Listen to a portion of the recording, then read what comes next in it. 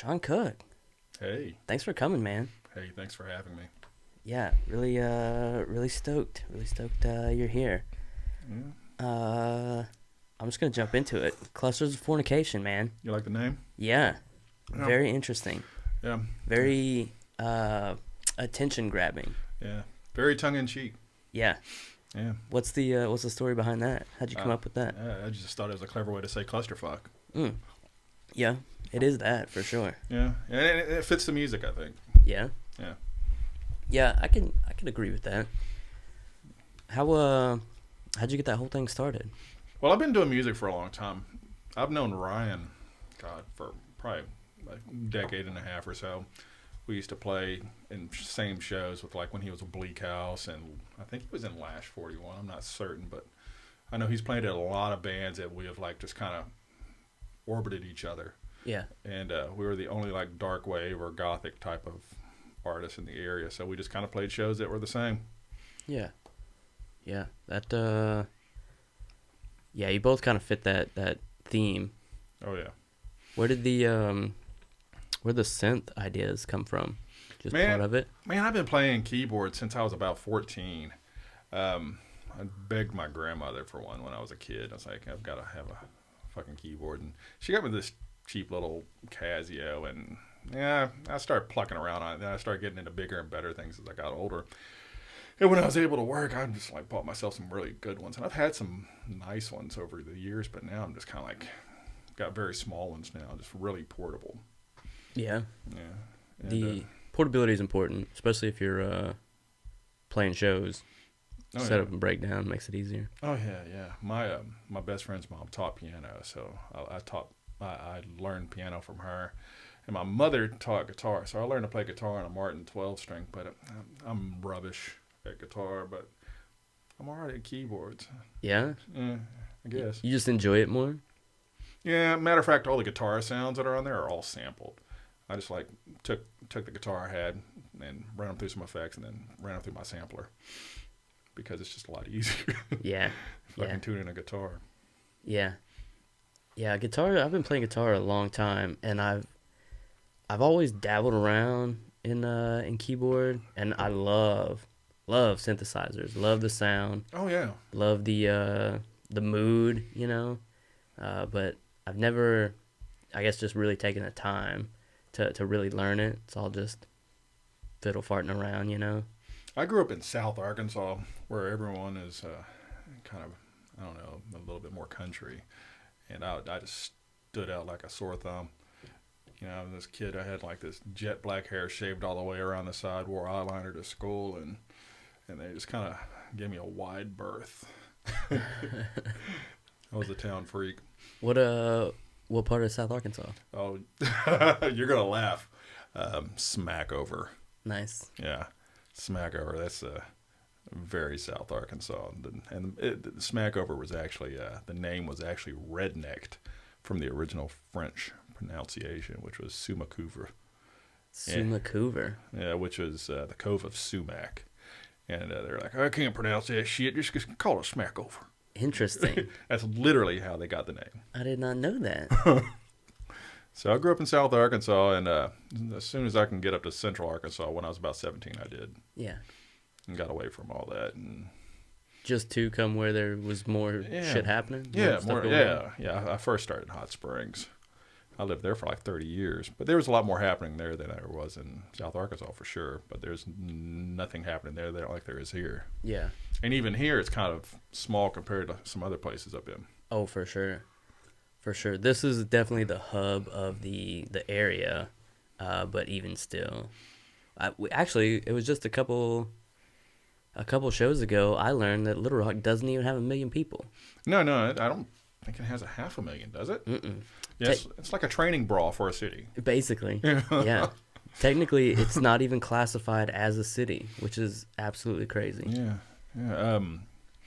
Yeah, it is crazy. I don't think Atlanta has that many people either, but it has more than Little Rock. It's still a small city, Atlanta, comparatively speaking. Really? Or at least it was back in the day.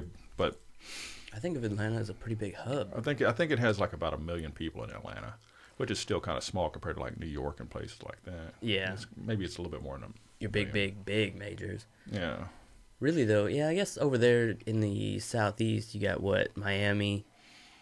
It's probably a little bigger. Yeah, everything's up a straight line all the way up the coast. Yeah, I love it over there. the East Coast. Oh yeah, yeah. East Coast is nice. You can just go from one place to another. You can just take a train all the way up and down. Yeah, I haven't spent much time in the southeast. Quite a bit up in the northeast area. I've got some family up around Philly, Mm-hmm. New Jersey, but Joyzy. yeah, yeah, that's where my mom came from originally. Oh, nice, nice. My mom came from Cali. Really? Yeah. What part out there? Do you know? Ontario. Okay, Yeah. that's north. I don't know where the hell it is. All I know is her parents were Brits, and they immigrated over here when she was little, and they were working out there for years, I suppose. Anyway, they ended up living in the desert before it was all said and done in 29 Palms. Really? Yeah, and they were very British. What was how old were they when they moved out there? They came over to America like in the late 50s, mid-late 50s, and so I'm assuming they were probably in their 40s. I always have this weird interest of what draws people to the desert. Yeah, I've never been able to figure it out. yeah. Yeah, my grandfather, I think he worked out close to Pendleton, which is out in the desert, the Marine base. Pendleton? I'm Yeah, Camp not sure where Pendleton, that's yeah. at. Yeah, there was, I spent about a week in Phoenix one time Mm-hmm. in like July or August, and it was miserable. Oh, yeah. I don't understand. That dry fucking heat, man. Yeah, Make your nose bleed. it's terrible. Been there a bunch. Same in Vegas, though. Yeah. I haven't spent much time in Vegas. I do remember, though, like walking across the pavement and my feet being hot with shoes on. Mm-hmm. It's crazy. Oh, yeah. Yeah, fuck that. And there's nothing there. I can't figure out what draws people to the desert. Mm-mm. Yeah, but there's a whole culture. There is, man. And it goes rooted deep, too. There's a huge goth culture in the desert, which is really weird. Really? Oh, yeah. Yeah, especially out between Vegas and California, that whole area. They have like festivals upon festivals out in the middle of the damn desert. That's pretty interesting, too. That's kind of how I picked up on that type of music. My stuff's not really goth per se. It's just kind of dark wave. Yeah. But everyone out there, they're like some diehard goths that just hang out in the desert. That would seemingly be miserable. Yeah. Goth But it gets in the really desert. cold in the nighttime, so. Well, that's true, yeah. I guess if you just partying at night, then it doesn't really matter that much Oh, anyway. No. I wonder what gets stuff like that started in those. I mean, I guess, Boredom. yeah, just nothing else to Bored out of do. their freaking gourd. Yeah. So what all did you do when you were spending time down there in Hot Springs? That's a long time to be there. Dude, man, I just going to school and just playing bands and stuff like that, but it's nothing really interesting. I was married for like 17 years, and I just kind of put it all on hold. And then after I got divorced and moved up here, I was like, fuck this, I'm going to get back into music. So I've been hitting it really hard, trying to get some label interest and that kind of thing. And Hot Springs was cool, don't get me wrong, it's just, I'm glad I'm up here. Yeah.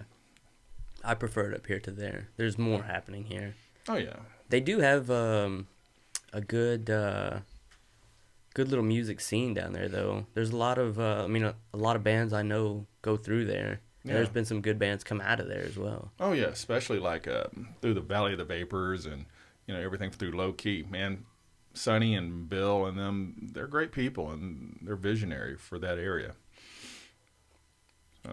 Yeah, they it's an interesting place.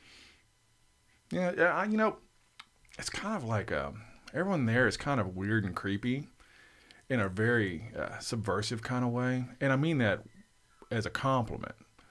These people, you get to know them after year upon year of running into these people, and they're kind of like the Backwoods Adams family down there, which is kind of cool. Yeah. That town's got a lot of history too, that whole gangster thing, and then the hot springs there, so I could see how some of that would, get unearthed. Dude, we that used to strangeness. go. Oh, yeah, absolutely. We used to go urban spelunking. You ever do that? Uh-uh. We go like through abandoned buildings, and there's a lot of abandoned buildings in Hot Springs. We'll go like on like the bathhouse row. Yeah. You could go in some of those buildings that were unoccupied and go down the bottom. Like we found one that had a bowling alley down in the bottom, but it was like partially submerged with some water, and it was creepy as hell, but it was neat. Holy shit. And went through the Majestic before it burnt down. We went through the Majestic like a week before it burned down. Do you remember that when it burned? Uh-uh. I guess it was about 5 or 6 years ago, and that was like a historic hotel. It just like burned to the ground. Really? Yeah. Did they find out what it was? Yeah, probably a crack pipe or something. I don't know. Could be. Bums in their little portable tin can fire pits, and it's probably something like that. Yeah. They never really found out. I don't think they even really looked. But man, urban spelunking is fun. Yeah. We had a girl here, Ginger Beck. She's with this group called Abandoned Arkansas, where they basically go to rundown buildings and farms, and she takes pictures. She's got a whole blog. Very interesting stuff. Oh, yeah? She's got a couple good ghost stories, too. Dude, man, South Arkansas, once you get beyond, like, below Arkadelphia, there's so much creepy stuff happening in Arkansas. You start going down Highway 7 south, and the further you go, the more it's, like, spook holler. Yeah. And, I mean, the trees start getting gnarly, and the closer you get to the Arkansas, or the Ouachita River, they just kind of envelop everything. I'm sitting here hitting the damn mic. And, but yeah, I lived in a house in Camden for a little bit before we moved to Hot Springs, and it was haunted as fuck. Really? Oh yeah, and I mean, and I've never seen a haunted. I didn't even believe in haunted houses until I was in this house. But it was crazy, man. It was like a little antebellum house. We rented it out, and back then you could just rent a house out for like about $400 a month. Just 13 rooms, and it seemed like a lot of money, but I guess in the 80s it wasn't. But shit would move across the floor. I shit you not. Like, what do you mean? Like, all right. My mom liked to. All right, so this is where things are going to get weird. My mom was Wiccan. All right, are you familiar with Wicca? Yeah. So my mom was Wiccan. My grandmother was Southern Baptist. So I grew up with this weird religious and not so religious upbringing. And my mother, she liked to play with Ouija boards and that kind of stuff. And she got in this house and started playing with Ouija boards. And I don't know what happened. I think maybe she unleashed something. But after she did it, stuff would literally move across the floor. Chairs. You could sit there and just watch it. Just kind of gradually just move across the floor. Just, creepy as fuck. Getting chills talking about it. That is very creepy. Matter of fact, I had a buddy of mine spend the night one night, and he had a dream that there was a hidden room in the house, and he had a dream that it was in the bathroom upstairs. And so the next day we went and looked for it, and we took most of the day trying to find it, and we found it. It was hidden in some wainscoting in the bathroom, and you could pull the wall out a little bit, and it was like a door that was kind of hidden in the wainscoting. And there was like a room that would fit about 20 people in it. And they probably used it for the Underground Railroad. Holy shit. Yeah, because, Camden was southern. It was on the Ouachita River. So Yeah. Yeah, perfect for something like that. Yeah, so there's a lot of weird energy down there. Man, that's crazy. Oh, yeah. So that kind of stuff has actually influenced me all throughout my life is all the weird shit that's happened to me, my dark redneck upbringing, and just my crazy mom. How old were you around that time? Dude, I was 15, 16, something like that. Man, that's a perfect age for something like that, too. Oh, man. It scared the shit out of me. Yeah, I can only imagine. And I had the bedroom that had the attic access. And it was like one of those really thin stairs, literally about this thin, maybe about 12 inches wide. And it went straight up. And it just kind of creeped the shit out of me. My mom was like, "No, you're not moving rooms. You're standing there." I'm like, really? This is creepy as hell. Jesus. And then she goes and plays with the Ouija board. And then it gets really weird. Yeah. That's super creepy. That's just part of it. What else? Oh, man. Well, she was into stuff like ufology as well. Uh-huh. So she would always, it's like she was trying to call like UFOs and stuff. And I'm like, really? You really want to do that with children in the house? But she would like do stuff like that. And she would use the Ouija board. She was always using a Ouija board to like communicate with these, like whatever. And I won't touch a Ouija board just for that reason alone. Because, my mom scared the shit out of me so bad when I was a kid. Yeah. Yeah. There's a lot of people that won't even go near them. Yeah, even I think Milton Bradley makes them, and it doesn't make it any better. Yeah. Yeah. Same guys that make Monopoly. I know. But that's kind of shit that would like inspire me like throughout my childhood. Like my parents, they listened to all kinds of crazy music. They were hippies, and which was cool, but they were very open-minded for being, in the South. I think mostly because, my dad was fairly open-minded. My mom was from Cali. And so they would listen to stuff like, anything from like Steppenwolf to the Talking Heads to Devo and, Pink Floyd's The Wall is the one that scared the shit out of me the most. And Yeah. But it's my number one album, though. It's what I would consider the number one out of 20 albums to take to the apocalypse. Really? Oh, yeah. I've got like a collection that I have just 20 albums that have to go with me when I die. I'll put them in some sort of like a container that'll so when whoever finds them 150 years later will be able to say, ooh, that's some cool shit. Put a record player with it and everything. The what is it about Dark Side of the Moon? Dark Side of the Moon is good, but it's the Wall that really scared me. Yeah, the Wall, man. Yeah, they listened to Dark Side of the Moon, but and they were like first I remember of people that would do it with Wizard of Oz, but it was the Wall that really scared me because of all the fascist visuals that you can get in your head, and then the movie came out, and then the movie's what fucked me up. Oh, the movie, man, that's dark as hell, dude. That's like one of the darkest movies. They were goth before there was a such thing as goth. I was in my late teens, 18, 19, playing around with little drugs, like you do at that age. Like you do, yeah. And that I had a friend who showed me The Wall, and I was like, I can't handle this. This is too much for me. Dude, man, I would back in the day, I can't smoke pot anymore because I'm allergic to it. But back in the day, I did. I smoked the shit out of it. Mm-hmm. But now I go into anaphylaxis, which is shitty. Yeah, you don't want that. You gotta give me an epi whenever. If you pull that shit out, you gotta give me an epi. But yeah, we'd listen to it, and I'd be like, eating, a cheeseburger with hot fries on it, thinking, man, this is some trippy shit. Yeah, yeah. The visualizations, that's what pushed me over the edge. They were dark before it was cool to be dark. Those kind of bands. And there's a whole bunch of them. Zeppelin was like, one of the forefathers of dark music. Yeah. I think, personally. Yeah. Heavy at the time. Heavy, but very dark imagery. And they did a lot of Tolkien-based lyrics, which I found very interesting. Yeah. Yeah. Their album art as well. Mm-hmm. Absolutely. Yeah, very creepy stuff. I don't have any Zeppelin on vinyl. I would love to have some. My dad has a shit ton of it. I've got a couple reissues. I don't have anything old. Tell you what, one day he's gonna come home and I'm gonna be visiting, and he's not gonna have them when I leave. Yeah.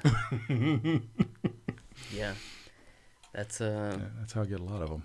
It's a good way to do it. Yeah, it's like take a couple. He'll never ask for them back. He doesn't even own a record player anymore, I don't think. Really? Well, I don't think he owns one that he has operable. I remember back in the 80s, that's telling my age, they would have these massive parties, my parents, and they had these PA speakers that they'd put outside, and they'd throw their stereo on and start listening. And they listened to vinyl exclusively back then. And they'd have me and my little brother, we'd be mixing drinks, and 12 years old, mixing drinks and playing DJ. Nice. That's a good reason for kids right there. Right, yeah, bartenders. We've had a couple card games over here, and we'll be playing some vinyl, and every 10 minutes or so we got to go flip it. It starts to get old pretty fast. I don't really mind that much, man. I just like the warmth of vinyl. I love the sound when it's me and I'm just around, or just me and her. Then it's not a big deal because one of us will just go flip it real quick. But when you're, in the middle of a situation like that, having to flip it every bit, that gets a little old. I can. Yeah, yeah. Especially if you're playing cards and you're trying to keep your shit together. Right. Right. Yeah. What do you play?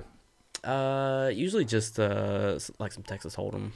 Okay. Something easy, something that everyone can get down with. My parents used to play this game called Boo-Ray, which is kind of I guess it's a Cajun version of 31. Yeah. And they'd get the kids involved. All of us, we'd all be involved, and we'd be, betting money with these grown-ups as preteens. Sometimes we'd win. Most of the time we'd lose, pretty badly. So they were on our fucking allowance. But but anyway, my parents, I guess that's why they wanted their allowance back. Sure. Yeah. Give me that goddamn money back, kid. Yeah. Yeah. You earned it, but now bring it on back. Fuck you. I'm taking it back. Yeah, I guess being in South Arkansas, you get a lot of Cajun influence there. Oh yeah. My dad, he's still like my grandmother on his side was I think she was part Cajun or something like that. You could tell by looking at her she had some Cajun in her. Yeah. And so they said a lot of stuff like "aye" and and that kind of thing, and I was like, ugh, that's embarrassing. Yeah. Yeah, those are different folk, for sure. Yeah, and a matter of fact, I was talking to my stepmom earlier. She was like, hey, we're going to have a crawfish boil. I was like, well, count me out. Not a crawfish fan? Man, it's too much fucking work for so little food. That's what I say. That's the exact same thing I say. Give it to me already done. Yeah. Sure, I'll take that stuff. Yeah. I'll take anything if it's free. Yeah, but, right? I'm stuck with corn and potatoes and fuck it. I like that part a little more better, honestly, anyway. Yeah. Some sausage, maybe. Yeah, some andouille or something like that. Yeah. Yeah, that's good stuff, man. Yeah. Yeah, depends on who does it. Now, if my brother's doing it, my brother does it right. But that's what we have, like big family get-togethers. My dad has some property down there and a big pond, and we'll just have like a knockdown, drag-out party. Nice. Yeah. Redneck style. That's they're so popular now. Big crawfish boils. Yeah, I'd rather have fish. Yeah, me too. Yeah. Really, any kind of fish. Yeah, fish fry, something like that. I'll even eat some damn Captain D's. Yeah. Yeah. I'll eat some of that nasty shit. I think last time I had Captain D's is when we went to get the little French bulldog we have. We went to pick him up, and when we were coming back through town, she doesn't eat meat, but she'll eat fish. So we were like, we went all the way to, what was it, somewhere South Georgia? Yeah, somewhere in Georgia. Yeah, so that was the only thing really around at the time. We stopped in there. Yeah, it was the same thing. Like, you gotta eat, man. It's something, but that's been a while, a couple years now. So do you have a band? No, man. Other than just playing around with Shane and Ryan, the time we got together, I haven't played with a group of people since my early 20s. Really, a lot of it just time. No, not a lot of free time to do it. But I've been trying to write like a shoegaze style album. Dude, I would love that. Yeah. There's a guy in Conway that does shoegaze, and he is badass. I would say he's probably one of the best songwriters in Arkansas. Really? Yeah. Who's that? Johnny Brannon. And he does really good electronic shoegaze. He doesn't use any guitars. He just uses straight up keyboards, but it is amazing. Really? Yeah, he goes by Another Theory. And he's on Spotify. Another Theory? Yeah, and it's all to one word, Another Theory. Write that down. I got to remember that. I mean, he is seriously amazing. And he's into acting. You've probably seen him on some of the local TV commercials. But his music is something to behold. I like his music way better than I like his acting. And he's a good actor. Nice. Yeah, but yeah, he lives in Conway, and he's coming back with some new material. And we're going to try to get some shows set up this summer with all the like-minded bands. Maybe like an all-day festival or something like that. Probably not at Vino's. It might end up just being 3 bands at a time and do like, every about 3 months over at Sticky's or something. We're talking to Chris King about getting that set up, but right now everything's just kind of up in the fucking air because of the coronavirus. Right. It's been absolutely crazy. Yeah, you know what? I think it's I know that it's very serious. It's incredibly serious. And because I have a kid, I worry more than than most people. And I think that it could have been handled better, but I'm not going to get political here. It just could have been handled a little bit better. Yeah, I think even still now, it could be handled better than it has been. Oh, absolutely, absolutely. I mean, because it's a serious thing. I mean, sure, it's going to kill off a lot of old people mostly, and people with compromised immune systems. But when the plague hits like that, you got to take charge of it. Sure. Yeah. We were talking a little bit about it last week and looked up some numbers from the World Health Organization, and from the confirmed cases, it was only like a 0.3% death rate. Yeah, which is less than the flu. Yeah. The flu kills way more people. Yeah. The what's been really crazy to me is all the stockpiling. Oh yeah. Over something so crazy. Yeah, they caught one guy that had like a shit ton of hand sanitizer. With 17,000 bottles of hand sanitizer. Yeah, What you know what I'm talking fuck? about. Yeah, I saw that on Twitter earlier, and he just had like an entire storage facility just loaded up with it, and they just And raided he wanted to sell it on Amazon and eBay, but they actually denied his request. Good. Yeah. Well, yeah, good. it. Yeah. That's why you have guns, so you can go take shit like that when the shit hits the fan. I mean, yeah.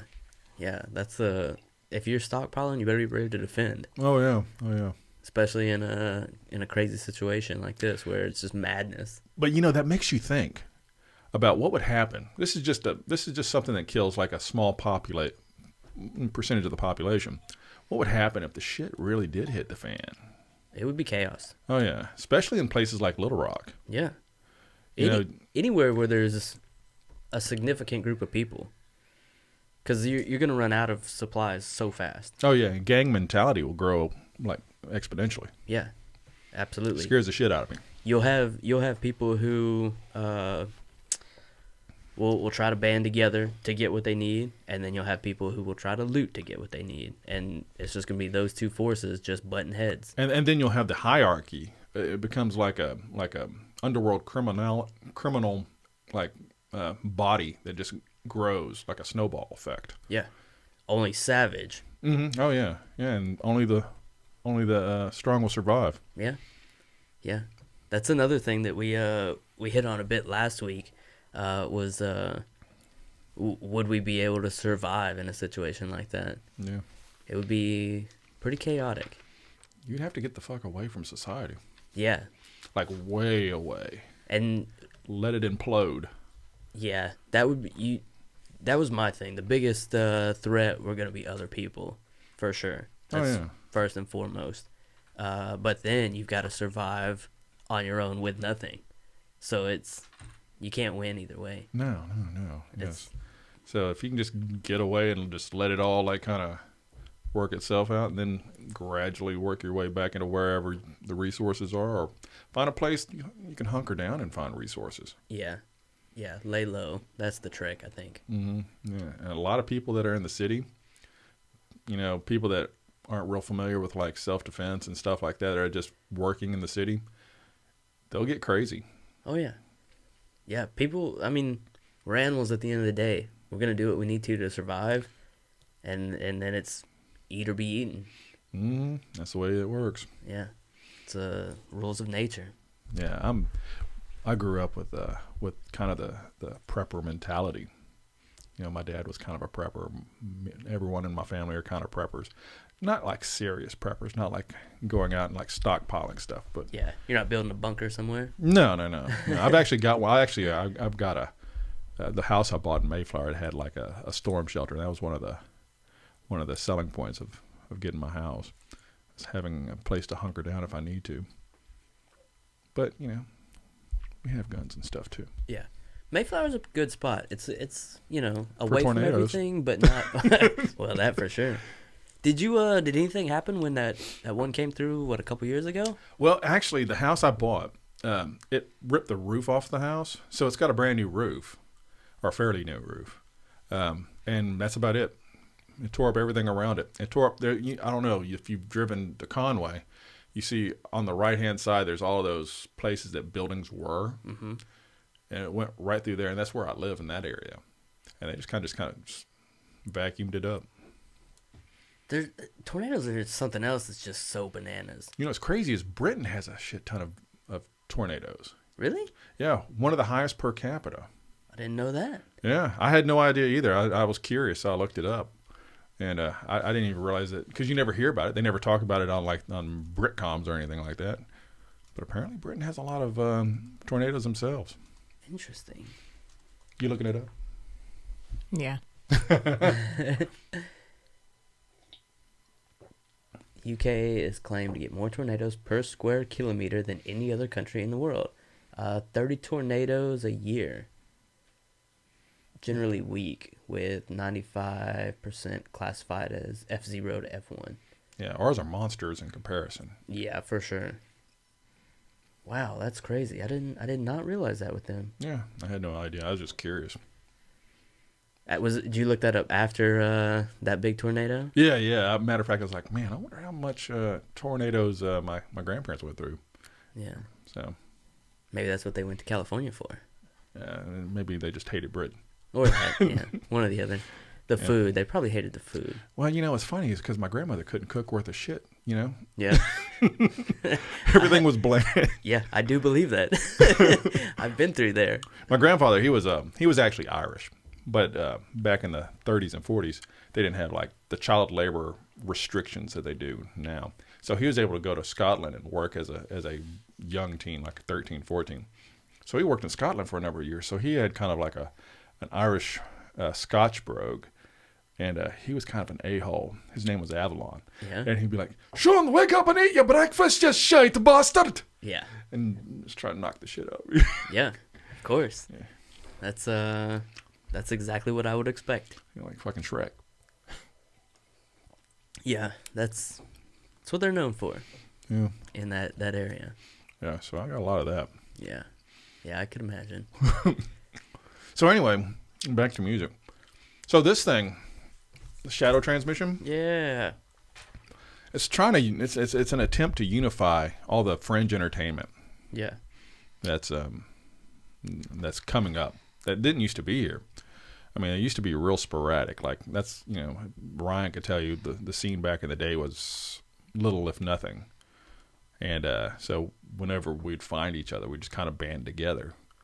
And now there's more than anything happening than it ever has been. Like White Mansion, they're on Cold Transmission out of Germany. Yeah. Which is a pretty big dark wave label. I love those guys. Oh, and they're good people too. They really are, man. We had them in here not too long ago.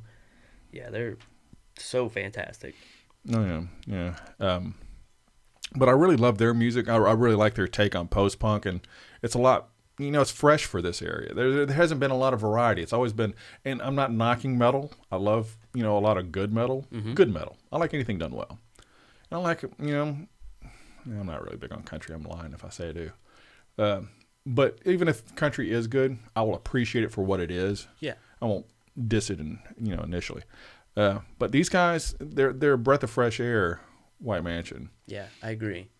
So, and we all have to kind of stick together. And they're kind of doing what they need to be doing, which is get out of the country. Yeah. Yeah. So, well, they're not right now, but. Yeah, I don't think anyone is right now. But, yeah, with their label, I'm hoping that goes really well for them. They deserve it, for sure. They're fantastic. Well, I made an interactive version of this that you can, click on all the links on the back and go to all the bands' pages and so forth. One of my favorite is Fossils of Ancient Robots from Russellville. Yes. They're amazing. They are great. I've seen them. I saw them a couple years ago at Bears Den in Conway, accidentally, and I was like, wow, these guys are fantastic. Yeah, and I love anything done well, and they do it well. They really do. And then there's Skull Family. Have you heard them? Yes. I think they opened up for Illusionaut. Yes. Yeah, I saw them as Stickies. I think we were at the same show. Yeah, I was at that show. Were you? Yeah, because the middle band, I forget the middle band, but they didn't, the guy that looked like Dave Grohl. Do you remember? They didn't seem like they were matched quite right. But the Skull Family was the first one, and then that middle band that played kind of grungy stuff, which they were good. I'm trying to remember their name. Yeah. I can't remember. Damn it. I follow them on the Book of Faces, but then Illusionaut, Yeah. which Skull Family was great. Yeah. They were perfect for opening up for Illusion Knot. Yeah. But I think they have some new stuff that they just came out with, right? yeah, they have a new single, and they're on Yeah. Spotify now. Yeah, I thought so. So I try to like promote all that stuff. Anything that comes out that's even remotely similar, I will bust my butt to promote it as much as possible. I made like 1,000 of these cards. I've been like distributing them everywhere. Yeah. Yeah, we'll definitely help get this out. That's right now the whole local music scene it's thriving. We've been talking to a lot of people who are getting things going, and it's been great. It's really what this area needs, I think. Right. Really good blood. Yeah. Not just fresh blood, but good blood. Yeah, both. Yeah, And there's some really, and there's some other people that I didn't put on here. Some are better than others, but I put what I consider the cream of the crop yeah. on the back here. And then there's a new band. I can't even, and I'm embarrassed that I can't remember their name, but I was going to put them on there, but I didn't find out about them until this had already gone to press. But they're also kind of post-punk, kind of like White Mansion, and they're really good from what I understand. But, God, I'm embarrassed that I can't remember their names, but he's a professor, I think, at UCA. Really? Yeah, and they go to all the goth nights, he and his wife. His name's Michael, and he and his wife go every goth night. That was so that one that I saw you at, that last one, was the first one I had been to, and I was very impressed. I used to DJ that, but I stopped DJing because I got tired of driving to Hot Springs, and it became like a real production because we'd be there all day long and, setting up and trying to set the atmosphere, and that's fun. I love Club Nevermore. Those Yeah. guys are great. Yeah. But it just kind of got tiring, and then at the time I lost my job. I ended up having like a shit ton of bad luck for like Clustered right there. That's not where I got the name though. But I was working as a graphic designer for a big print company in Little Rock, and then they just did some layoffs and lost my job, and I was like, well, shit. Yeah. So I just couldn't afford to travel anymore. I had to make my mortgage payment. Right. And but I love Club Nevermore. It's a great concept, and Gary and the guys that are doing it, they embraced me. I was kind of the odd man out with that group because I didn't play just straight up goth or industrial. I played a little bit of everything. I played the new stuff that was coming out, like some of the new synth wave and the new dark wave that was coming out. And I played a lot of the old stuff, but I always try to put like dancey stuff in there to get people on the floor. Yeah. And I love doing that, but I didn't. I'll probably do it again in the future.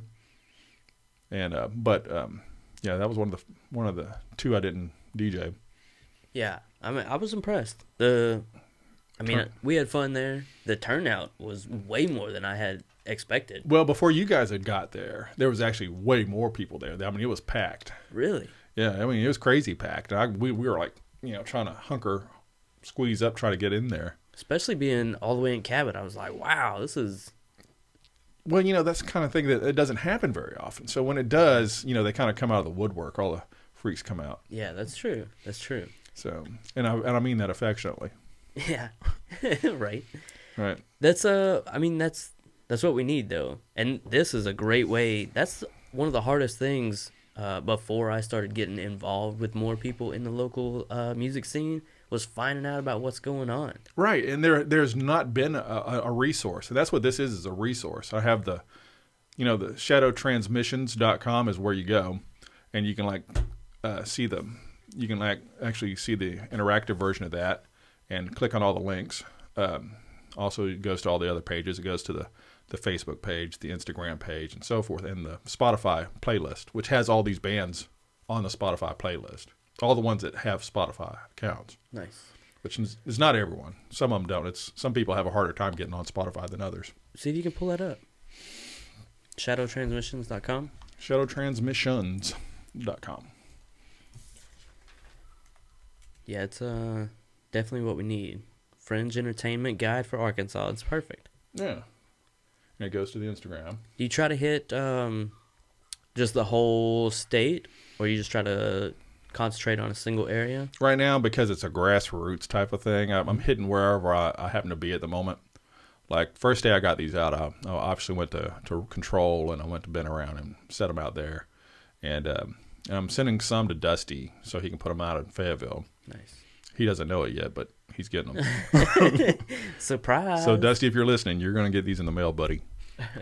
And I've got another friend that does post punk up in North Central Arkansas, and he's going to pass them around up there as well. And I'll probably give some to everyone else that's involved. Anyone that's on the back of this, they said that would help. So Yeah. So that's what I do, man. Gotta get that shit out. Yeah, we'll put some links on our website as well. Try to get more people involved. That's what we need. Yeah, I thought a playlist would be essential. You know, Yeah. get all these people so you can like listen to Arkansas bands and give them some, you know. And the bad thing about being local is a lot of people don't take the local artists as seriously. Yeah. You know, they're like, oh yeah, I'm in a band, I'm on Spotify. Yeah, so what? Yeah. You know, you get a lot of that. You know, like, yeah, we can hear you, but we're not gonna. But you know, a lot of that stuff is really good quality. I'll go and I have my ear to the ground constantly, listening for new bands, and a lot of these that are on this card are fantastic. Yeah. You know, especially Another Theory. He's my favorite. Yeah. There's definitely there's some of these I've never heard of. Jerusalem Cross, Oscillating Rift. Oscillating Rift is actually one of my projects. It's my instrumental project. Oh, really? Yeah, I do like just this kind of synth wave, just kind of just straight up synthesized stuff, drum machines and that kind of thing. No vocals. What got you into that? Man, just I fell in love with electronic music when my parents brought home Devo one day. I was like, man, that's the shit. Yeah. I remember coming in when they put on the Devo album. I came in the living room. I was like, I guess about 7, 8 years old, and I did a James Brown split in the middle of the damn living room. Like, did you ever see that movie, The New Guy, with DJ Qualls? DJ Qualls, yeah. And I was that little guy. Okay, all right. I was such a nerd. Oh, I mean, like, nothing's changed, but yeah, I would like come in the living room. I'd be dancing in my underwear and doing the splits and stuff like that, and my parents would be, you know, drinking and they'd laughing their asses off. Entertainment, man. Yeah, that's why you have kids. Devo, you can't go wrong with Devo. How do you decide what's going to be what you're going to give to Oscillating Rift and what you're going to give to Clusters of Fornication? Clusters of Fornication is my more. It's anything with vocals on it and the stuff that I feel most personal. You know, so far as emotives. You know, stuff that has like a personal meaning, which you know includes the vocal melody and the lyrics that go with it. Obviously, the instrumentals not so much. You know, if they're instrumentals, I think they kind of need to be together like a soundtrack. But the other stuff, you know. Well, let me ask you this then. Is your writing process basically the same for both of them? I don't write unless I'm inspired. Okay. So there'll be sometimes long periods where I just don't write anything. Like I got up this morning and I started working on a new song, but I hadn't been working on anything up until like this morning for like a couple of months. And aside from the thing that I've been working on with Adrian James, the guy that used to be in Evanescence, but he and I have a project, but nothing for myself. Nothing for myself. And then all of a sudden, you know, I'm like, all right, I'm inspired. I'm going to write some shit. I don't have anything to do today except go to the podcast and hang out with these good folks. And so I did. What usually gets that lightning struck? Is it you just have to sit down with your stuff, or is it something just clicks and then you go sit down? Sometimes it's political. Sometimes it's dreams. I do a lot of dream-based songwriting. Like on my CD here, there's like 2 of those songs that are just based on dreams entirely. So I'll like have a dream and I'll go and document it, and then I'll go and turn, you know, I'll convert the documentation, the whatever. I have a ledger, a journal that I like to write in. I'll just convert those thoughts into like a lyric form, and then put it to music. Interesting. Yeah, so I'm all over the place, but mostly I generally like to think of things. Those 2, Oscillating Rift and Clusters of Fornication, as 2 complete different creatures. So do you once that I can't even put this in the right way. Once that lightning bolt hits, you're inspired, you're ready to go. Do you already have an idea of which path you're gonna go, or where you're headed? I often have a vibe in mind. Mm-hmm. I write a few songs that are kind of melancholy, but not a whole lot. So very seldom do I go more melancholy route. I usually try to just keep it in the kind of post-punky, dark wavy type of vein because that's just what I feel naturally. I've been doing it the longest, and it just kind of comes out of me. And this is weird. A lot of my used to back in the old days, I would use old school sequencers and drum machines to like compose, and those are pretty hard to do, especially if you're trying to tap out a drum beat and put it in step time and then make it like repeat itself constantly, and then you change it over time, and then you try and tap in a bass line on the bass sequencer, and and it gets to be like a process, and that's fun, but it gets cumbersome. Yeah. So I've stripped down my gear from having these digital workstations and drum machines and stuff to like very few pieces of equipment now. Now I just have like a single synth, a single sampler, and then I have for all my sequencing, I use a Nintendo DS. Really? Yeah. I have a hacked DS, and it's got all these music programs from Korg on it. Like it's got two different ones. The Korg M1, which is a workstation program where you can like put together your orchestration and your drum beats, and then it has another one called the DS10, which is a full-on synthesizer with like virtual like patches, so you can make your own patches, and just like a real synth. And then it also has a drum function where you can make your own drum patches and sequence it all, kind of like a DJ with like pads, and then put it in like a composite. Holy shit! Yeah, and I had a friend of mine hacked my DS and said, "Hey, check this out. You can do this with it." Like, really? So everything I got, I can create music within like my backpack. That is crazy. I even got a small PA system, which me and Adrian have a pretty decent sized PA system, but my personal one at home is just like a small one that you can just carry around like a suitcase. Interesting. Yeah, so everything's portable, in its entirety. That's not only is that portable and functional, but it's super interesting. Yeah. Because I don't know anyone doing anything like that. Everything on that album, the Clusters of Fornication album, was done on that. It was done on the DS, my sampler, my extra synth, and recorded on my digital recorder, and then boosted on my free program, my Audacity. I used to use Cakewalk, which Cakewalk is really good, but just over the years I lost computers with the license on it, so I just like got tired of buying it. Yeah. So now I just have the free one. Yeah. And it works just fine. Wow. Yeah, that's pretty crazy. Yeah. But me and Adrian are actually going to a real studio for our project. We're going to go to Wolfman. Tedford. Yeah. Tedford's awesome. Yeah. His studio's nice. And might watch some movies with him too. I mean, why not, right? Yeah, well, you're right there. Yeah, Jason's a cool dude. But what is it you guys have going on? we have a project called the Necropolitan Opera. Mm-hmm. And I've got it listed because we went ahead and bought the domain. There's nothing on the website yet, but there will be. So in a couple weeks, we're going to go to Tedford, get our shit laid down, and then start. We're going to start playing around town this summer. Hopefully, after all the plague clears over. Yeah, once they start letting groups of people start getting together. Oh yeah, it's probably. Can you imagine what it's going to be like when that is lifted? People are going to be out like crazy. They have to. Bands have to if they're going to survive. Mm-hmm. If the ones that still will be surviving after this, I have a feeling this is going to not only hurt a lot of the music industry in general, but just the whole economy, man. Yeah, I'm feeling that at my day job, man. My day job, they're like, man, where are our customers? Yeah, I think a lot of people are.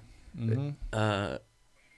This is supposed to be a busier time of year for tattoos, and I've been fortunate staying busy, just as the walk-in guy, pretty much. Mm-hmm. But it's slower than normal, seemingly. Mm-hmm. Yeah, I think a lot of businesses are feeling it. I need to get another tattoo. Yeah? I've got 2 tattoos. I designed them both, but I need, if I had more money, I'd just be covered in tattoos, man. I see you, man. You got some nice tats. I got a lot. Yeah, I'd be fucking covered. That It's addicting. It is, man. It is. That's what I tell people. Next thing you know, you got them on your head. Yeah, It's just, I know, right? Case in point. yeah, exactly. Exactly. I tell every single person that I see that. Yeah. I think when I first met Ryan, I don't think he did tattoos. Really? Yeah. That's a long time. Yeah. Yeah. That's been a while. I mean, he barely recognized me when we first got back in touch. I was like, oh, I remember you now. But I remember, did you ever hear like Bleak House, his other projects? Mm-mm. I've got the CD. I should have brought the CD. I've got their CD at the house. It's actually really good. Really? Yeah, him and Tracy Prince. Do you know Tracy Prince? He's in the Jinsu Wives. I don't know Tracy. Well, they played as Bleak House, and there's other people. I remember Ryan one day. He was playing. They were playing at Vino's, and he got from top to bottom covered in blue glittery paint, and he's just like shaking all over the stage and it'd go off flying and stuff. He's a showman. Yeah, he is quite the showman. He's a good showman. Yeah, still to this day he is. Yep, and quite the fashion. He is that as well. Yeah. Fashion mogul. Yeah. Yeah, he's got some style for sure. Yeah. Cool dude. Cool dude. Is. Yeah, you got to love all the people that are trying to do this kind of thing in the state.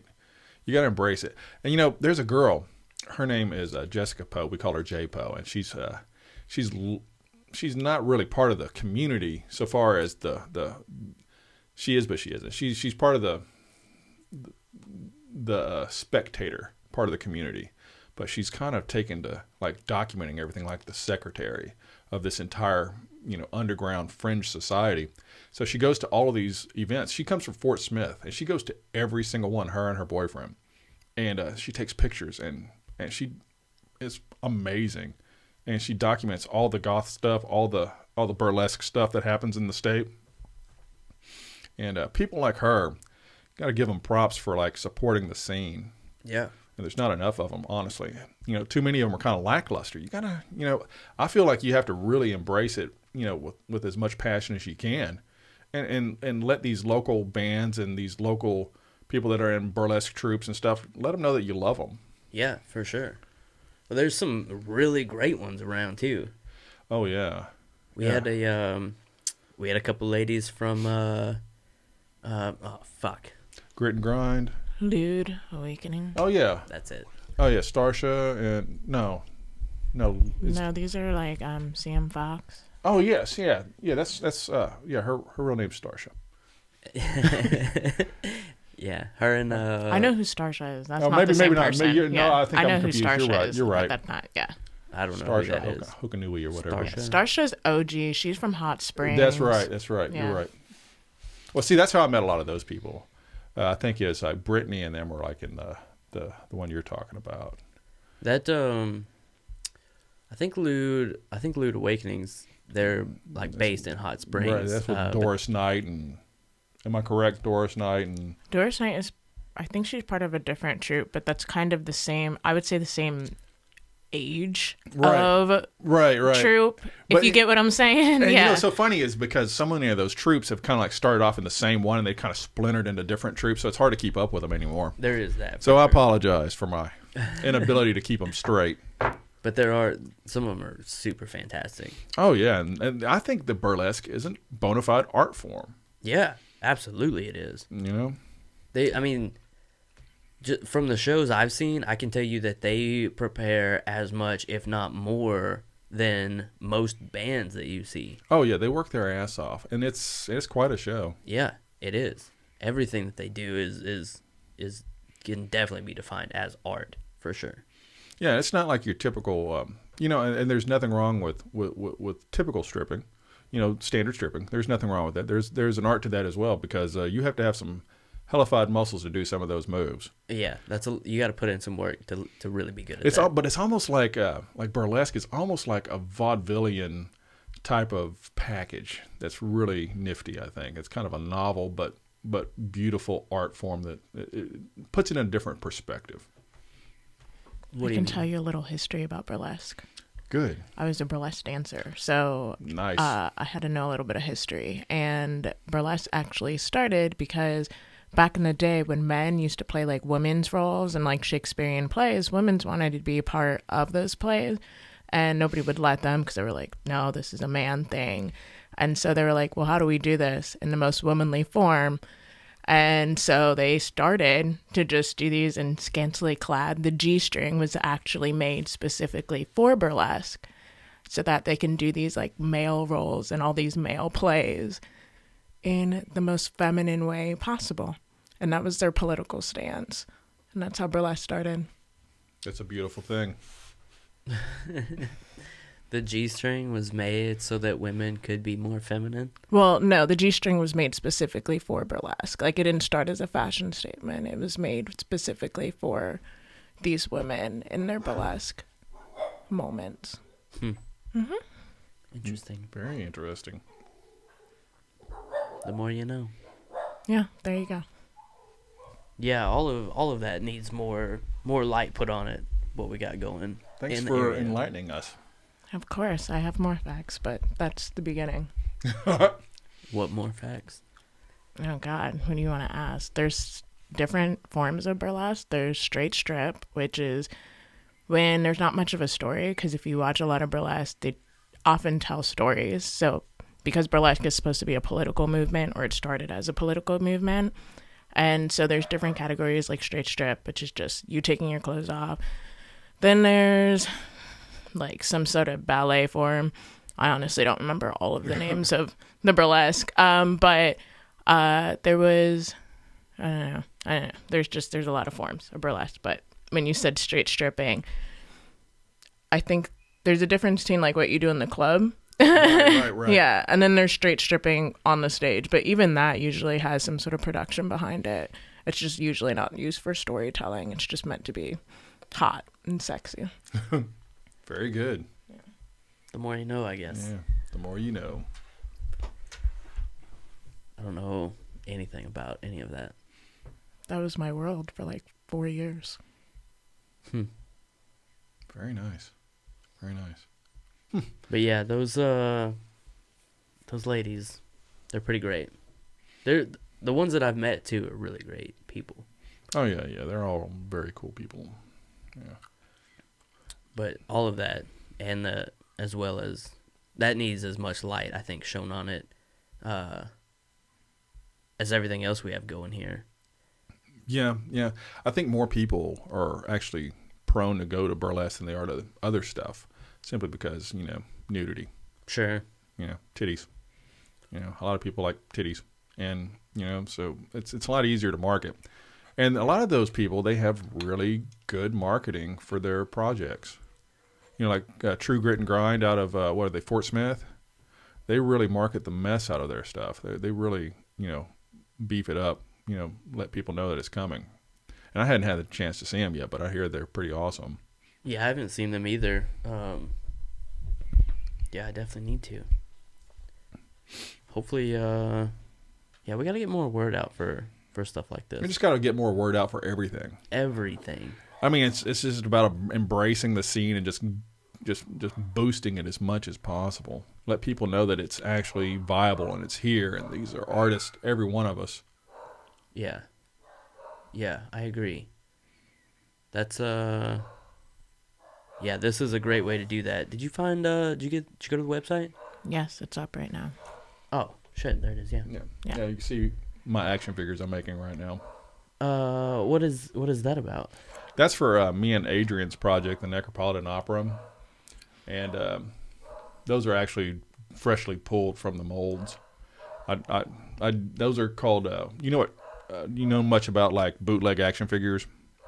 I don't guess. Okay, there's a whole community they consider themselves artists. It's kind of bootleg art. Kind of like in Mexico, what they would do is they would take like the action figures that they'd get from the United States, take them back to Mexico, mold and cast them, and a lot of times they weren't the best quality because they were mold and cast from, already molded and casted figures, and they would have like bastard titles and stuff like that.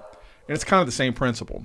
So you take like it's called kit bashing, where you take like parts from this figure and this figure, maybe a head from here, an arm from there, whatever. You put them together and you make like a fresh figure. Mine are all inarticulate. They don't move or anything like that. They're just one piece, kind of like a little figurine. Yeah, like a Green Army Man. Yeah, absolutely. And you can kind of see.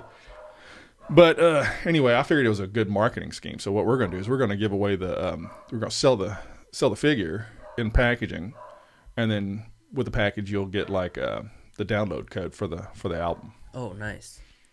I gotta go get this guy to shut up. I'll be. You want some more coffee? I'm gonna grab some more coffee. Dude, please. Yeah. Let me grab some more. I'll be right back. These guys. Yeah, so I guess you can talk more about shadow transmission. I don't. He left me with you. Yeah, there's a reason why I'm not on camera. I'm just chilling back here. Why? Oh, because honestly, I just kind of got. I've been on the internet and been in I've been a public figure since I was, I think, about 17, 18 years old, which is a very long time. That's almost a decade at this point for me. And I just did not Thank you. want to have to be on anymore. Like, I just needed a break. And I'm having more fun behind the camera. I totally get that. Yeah. Being a public figure when you're like young, I just feel like you just get tired. You're just. Towel over there. What are you asking? That towel. You have that towel over there. Oh. Yeah, you just kind of get tired. You don't want to have to be on all the time. And Sure. it just kind of affects you after a point. So I suppose you're right. Yeah, that's pretty interesting way to do like the album downloads with figures like that. No one does that. No, I've never heard of it happening, but it's a much more interesting way to do it. I bought a cassette from Ghost Bones. Don't even have a cassette player. Oh, Bobby and Ashley? Yeah. Yeah. For the download, just so the first time I heard them, I was like, wow, these guys are great. They How are can good, I get man. more? Yeah. Well, they're part of the Hot Springs scene. They, man, they're awesome, and I'm glad that they got to open up for She Wants Revenge. Are you familiar with She Wants Revenge? Mm-mm. They're what I call a revivalist post punk band from Los Angeles, and they played over at the Rev Room, and they got to open up for them. Nice. So, and She Wants Revenge is pretty big in the underground post punk movement. They're not as big as Interpol or Block Party, Sure. but they're Two up of there. my favorites. Yeah, I just I got Mike over at Control to order me the vinyl of Silent Alarm. Nice. Yeah, it's hard to find. $35. Yeah. I shit. What's the? I just picked up a Block Party album from them. It's not Silent Alarm. It's the one after that. I'm drawing a complete blank. Anyway, I've been looking for it for a while, and then they just happen to have it. You know, what's funny is as Block Party goes on, they get more and more electronic. Have you noticed that? Yeah. I mean, the stuff is a lot less post punk, a lot more, I guess, FM, so to speak, a synthesis. Yeah, they're a bit more toned down. They don't seem quite as angry anymore. But the first album, Silent Alarm, was a perfect album. Yeah. There's not a bad song on it. Very punk rock. Mm-hmm. Oh yeah, absolutely. I loved it. Yeah. It's also one of my top 20 albums. It's the last of my my bucket list albums. Intimacy. That's the one that I grabbed from them. But yeah, Silent Alarm. It's too good. Bucket list albums. What all's on your bucket list albums? Well, I've got about 20 of them. One of them, my number one, and I got it as fast as I could, and that was Pink Floyd's The Wall. Sure. Tears for Fears, The Hurting, that's up there. Block Party, Silent Alarm. I haven't picked it up yet, but he called me the other day and said it was in, so I'm going to pick it up real soon. Tomorrow's payday. So. I can't go to that place without spending too much money. I go in and I go out. I've stopped myself from looking around because I went there just to drop off some cards and I bought records. Yeah. A couple weeks ago. So I was like, shit. Yeah. Here I go again. Anytime I'm in Hillcrest, I'm like, And then head over across the street to Bossa Nova. That's it, man. Yeah. But no, so anyway, let's see, what else is on my list? Prince's Sign of the Times is one of them. Yeah. I love that album. God, I'm going to have a hell of a time keeping up with the numbers here. This is a weird one. Men Without Hats, Pop Goes the World. It's not such a great album, but it's a great album because of you know how you associate albums with a period in your life, Yes. and I associate that with a period. So it's a purely nostalgic reason to have that album. It's not particularly the best album on the planet, but it's nostalgic. I have a lot of those. Nostalgia's big, man. It stabs me like a dagger in the ribs. Dude, whenever I listen to music, I have a hard time listening to music if I'm in my feels. I just don't even do it. I'll throw on some comedy instead because I'd rather laugh. But sometimes music hits me really hard, and it like you say, stabs me right where I don't want to be at the moment. Yeah, it'll get me every time. Yeah. See, I've got Aha's "Scoundrel Days." That's a really good album. Yeah, You ever listen to Aha? a little. Most of their hits. I've never really dug deep into Aha. Yeah. Well, their first album was all their pop stuff, but their second album they started going experimental, and they had like 2 hits off the album, and those were probably not even the best songs on the album. And I listened to it one day by accident. It's like, oh shit, I was missing this. So that's in my top 20. Really? See what else? Peter Gabriel. So that's a good one. See, Drab Majesty, The Demonstration. That's a really good album. You listen to Drab Majesty? Not much. They're what they call synthwave, which is modern way to say new wave. Yeah. I love Sirskew's album. Are you familiar with Sirskew? I don't know. SRSQ is how she spells it. I don't think I've even heard of her. Yeah, she's on the Dias record label, which, by the way, they're supposed to have a choir boy. Dias is like the new 4AD. Are you familiar with 4AD records? 4AD brought a lot of bands like the Cocteau Twins and Clan of Zymox and groups like that Okay. to the forefront in the 80s and the 90s. Well, Dias is like the new version of that. They're out of Los Angeles, and then they have a London office. And they're bringing all these types of bands that are part of the underground, and they're just becoming world famous now. Like their big band is Drab Majesty. Drab Majesty, they're just like they're touring constantly all over the world. Wait, maybe I have heard Drab Majesty. 2 dudes Yeah, often playing a white mask. yeah. Okay, yeah.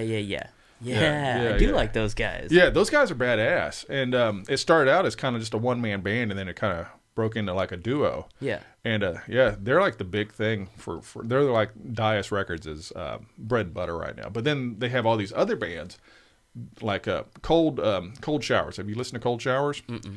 If you like the first Block Party album, the Cold Showers are kind of like that, but with a little bit more electronics. Okay. It's excellent.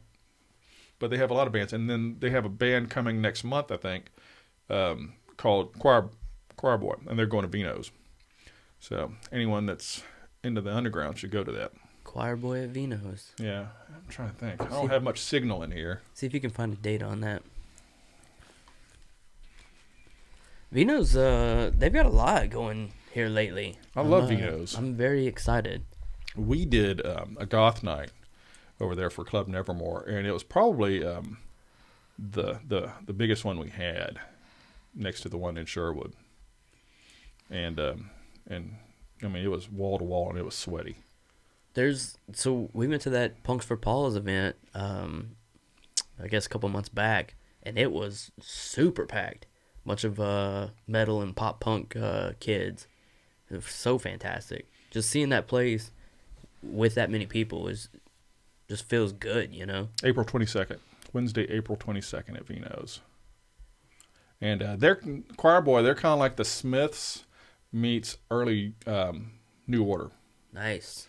That's So, a good combo. Yeah, the lead singer sings a little bit like Morrissey, but the band sounds like the post-punk stuff that New Order did when they first came out. So it's a good band, and they're also on that label, Dias. Yeah, I need to dig deeper into that. Dude, if just go to DAIS.com, Dias Records. I think it's just Dias.com. They have almost everything they do is fantastic. Everything they put out. Yeah, I need to check that out. I've been trying to get on with them, but they keep turning me down. I'll get signed sooner or later.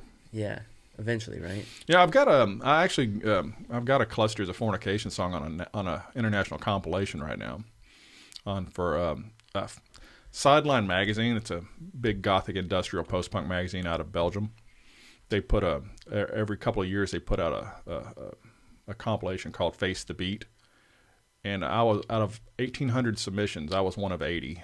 Nice. Yeah, and the only one from Arkansas. 80. 80 artists. It's a various artist compilation. It's a benefit for, I forget who it benefits, but it goes to a charity. But it's very, I guess, highly coveted. That's a large list. 1,800 people. Yeah. And I've been trying to get on that one for ages, and finally I got on that one, and I'm happy about that. There's a lot more going on over there in just the music industry in general. Well, yeah, they embrace the arts a lot more than we do. We embrace sports and that type of thing, and that's okay, but they really promote art over there. Yeah. Well, and they'll dig deep too. Mm-hmm. A lot deeper than us. I think maybe it's just all of us, we think of ourselves as so busy. So, I always say I don't have the time to devote to digging, into this little niche. And maybe, people don't dig that deep into music in general. So, what the mainstream pushes them is what they get. I don't know. I'm not real sure. But over there, they'll dig a lot deeper. And see, I'm always like that. I'm always like, I've got my ear to the ground constantly for new music, especially in Arkansas, because it's been so starved in the recent years, and it's been mostly like metal, country, and bar bands, cover bands. And that's fine and dandy and for what it is. But there needs to be variety, a little bit more variety, I think. Yeah. So the more stuff like this you get out there, I think the more enriched it becomes. Yeah, absolutely. I think it's just finding the people to band with, because it's not from a lack of people being interested in it. I think it's just a lack of those people finding the other people to make the pyramid bigger. You know what I mean? And that's exactly what this is about. Originally, you can't see it on Roku, but I started a Roku channel just for this, and I was gonna do music videos from all the Arkansas-based bands, and then just put them on constant rotation on Roku. And I just couldn't afford it anymore. It's like, man, it was like really cost prohibitive to run a video channel. Yeah. So it just it's on the back burner. I think near the end of the year, we're going to try to do like a various artists compilation CD and have it benefit Rescue Road, the dog fostering organization out of Bryant. Yeah. And just have about 10, 20 artists on it and sell it for whatever and have it benefit someone besides the artist, obviously. I'd like for it to do some good, and at the same time, it would be promoting these relatively unknown artists that are in the area.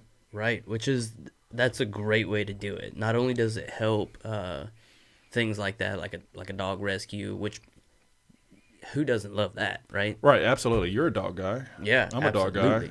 My lady friend's a dog girl. Yeah. So she fosters for that organization, and so she's got me turned on to them. So I'm going to try to closer to the end of summer. I'm going to start opening negotiations with them on how to do this and get this comp CD. And of course you have your choice of either the physical CD. We're not going to do records. Records are very costly. They are. And then the download. You can pay for the download, or you can pay for the CD, or you can get the CD plus download. Yeah. Yeah. That's a great way to do it. Yeah. And then also get some other people's names out there. Yeah. Yeah. Two birds, one stone, man. Man, absolutely. Absolutely. The community needs to work together, both in the arts and the organizations that really are important, like the Van. Yeah. I love the Van. I used to be homeless when I was in high school. When I moved up here, actually, I was homeless for like 3 months. It's not a long time to be homeless, but I lived in an abandoned garage in Hot Springs, and had to pretend not to be homeless. Right. Went dumpster diving quite a bit. Nobody wants to be in that situation. That's not something scares the shit out of you me. go willingly into. I never want to do it again, and that's why this whole CDC stuff is happening. Kind of scares me. Yeah. I wonder how the economy's going to be affected. It can't be good, man.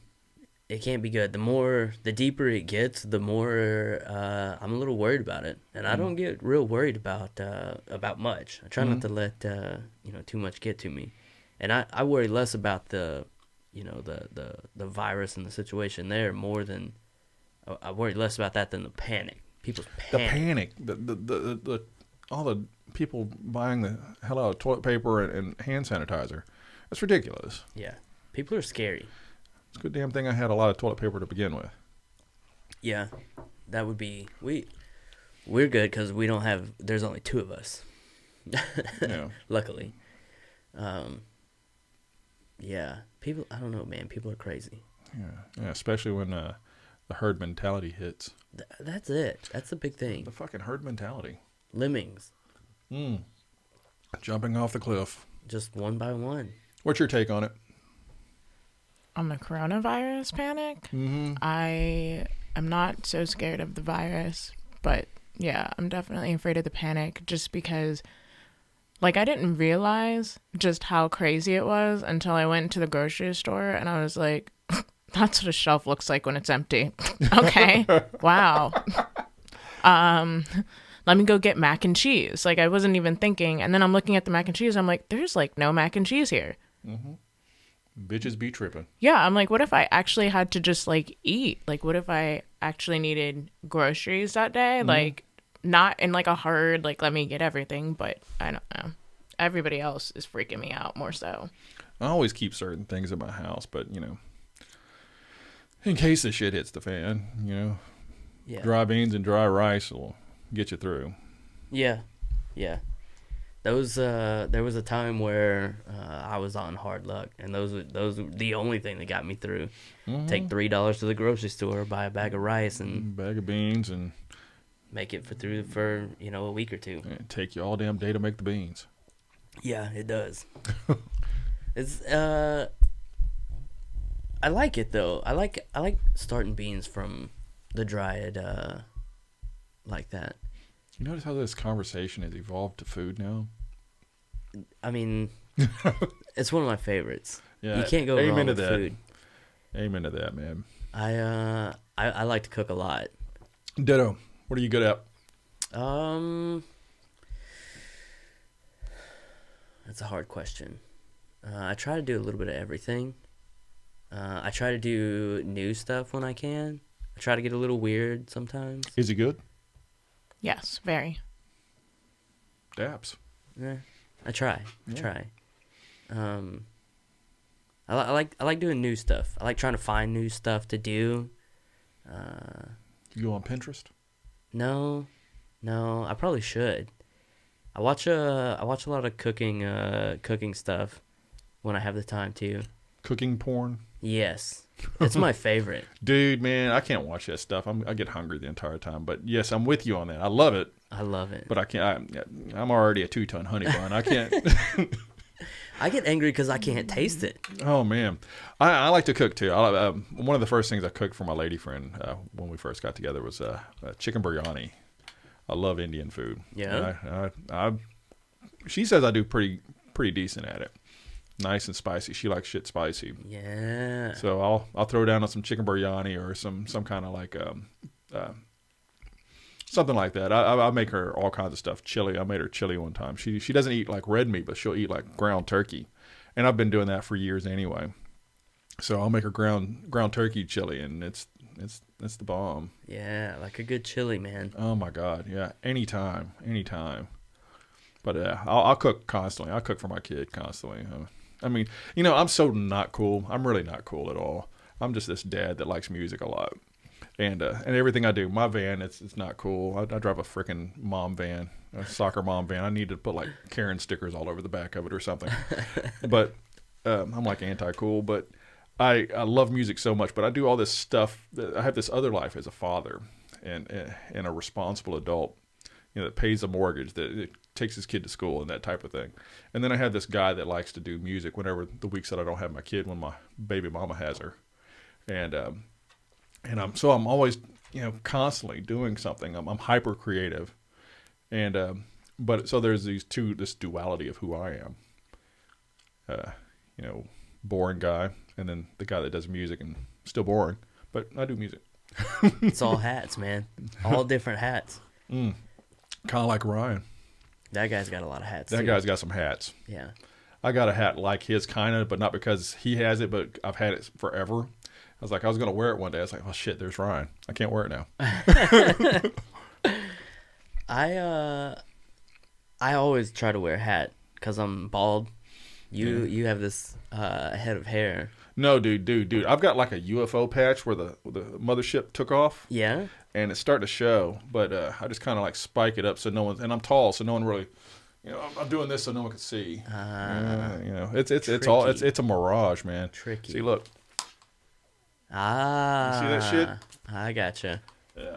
I decided that whenever it really starts going, I'm just going to shave the shit off and, beat God, if you believe in God, to the punch and just shave the shit off. That's what I did. I was very unfortunate. I noticed mine leaving in 9th grade. No shit. Yeah, man. But bald is good looking, though.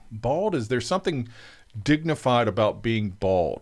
That whole Captain Picard sexiness that girls like so much. I think of it as it's just a final lack of options. You either go that route where you try to hide it, which you never. It's embarrassing to hide it. Yeah, I'm hiding it right now, but or you just embrace it. Or yeah, and eventually I'm gonna be taking a straight razor to it on a daily basis, eventually. But right now I've got enough up front. I mean, you're doing all right. I mean, how old are you? Damn near 50. I mean, I'm an old dude. Yeah, you're smiling over there. I see you over there. You've made it this far. And see that's where that's where the duality comes in. I'm 50 years old almost, still doing music like I'm 20. I had to shave my head at the first time at 23. Really? Yeah, and just that's it. When did you first start getting tats on your head? Maybe 4 or 5 years ago, late 20s. You got it when we met, because I remember you talking to me about it, and I was like, No, I had this one. I've had the one on the side of my head since 2015, 2016, 4 or 5 years. It looks good. I mean, I had covered most of my body at that point anyway, and then it was, I don't have any hair. Let's just put tattoos on there. I'm running out of space anyway, so. A living canvas. Might as well. Yeah. Again, lack of options. Kudos, man. That's where a lot of my decisions come from. I'm just out of options otherwise, so I just go that route. That's how we evolve as humans. We run out of options, so we just go to the next best thing. True. Yeah. Right. Yeah. Whatever works, right? Oh yeah, absolutely. So, Megan, manager of Illusion Up, she originally was going to manage me back in the early days when I started that, and then we just lost touch, whatever. But we used to do the dark market together. She'd do the Arkansas satanic group, and then I'd do my crazy crafts, action figures, and ray guns and that kind of shit. And so we started talking, and I was like, hey, I want you to manage me because you're doing Illusion Up. And she's doing such a good job with Illusion Up, and she did the music videos and stuff like that. Yeah. And she'd never, as far as I know, she'd never really done them before, and she was so good at it. She herself, I know she's like an apprentice over there at Lucky Bella, I believe, right? She's working on it. Yeah. That's what she told me the other day. I was talking to her online. And I think she said that she's just like consumed with that, and so she just can't handle any more than just Illusion Up. Yeah, she's got a plate full for sure. Yeah. And but anyway, she did such a good job on their videos. Have you ever watched the Illusion Up music videos? They're good, man. She did fantastic on that. Yeah. Very what's a good word to describe it? They're very retro. They are very illustrative. Real mind warpy. Yeah, I like that. Yeah. It's nice to have video artists as well as, all the arts. Like the chick that did the cover, that did this art right here. Her name is Kelly Fur.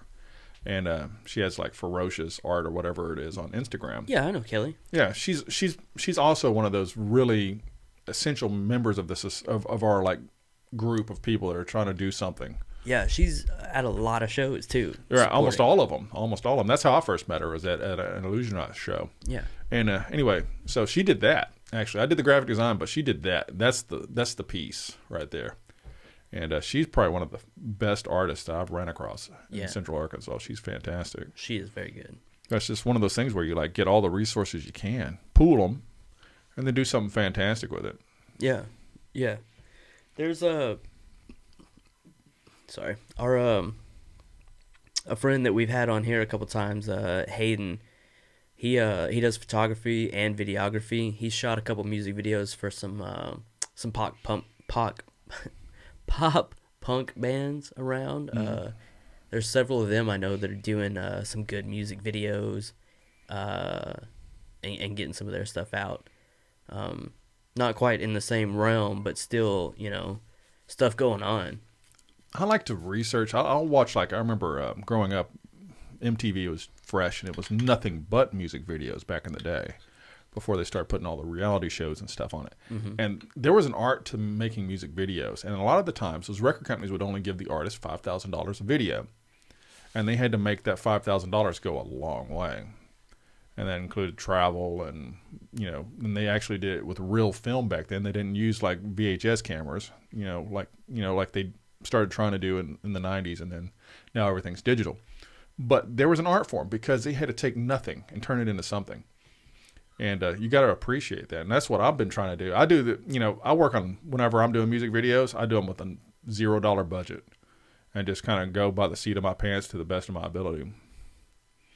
Yeah, that's definitely an art. Oh, yeah. There's a lot to that. I think there's a lot these days that help with that. A lot of programs, a lot of systems. I think Lady Gaga shot a music video or something with her new cell one, phone. Stupid Love, came out on an iPhone, was it? I don't know what it's called or what it's called Stupid is, Love. But anyway, yeah. she shot an entire music video on an iPhone, on the new iPhone. Dude, it's amazing. Yeah. It's amazing what you can do with what is available for consumers now. See, back then they didn't have it for consumers. Now you can make a professional grade music video with close to nothing. With all the software and all the the tools, the hardware that's available. Yeah. And the new iPhone is so good. I mean, it's like industry quality. I mean, it is. There's even just these little handheld. They look fantastic. Yeah, what are those? Just little Canon. Canon Vixias. Yeah, Vixia G something. I don't remember.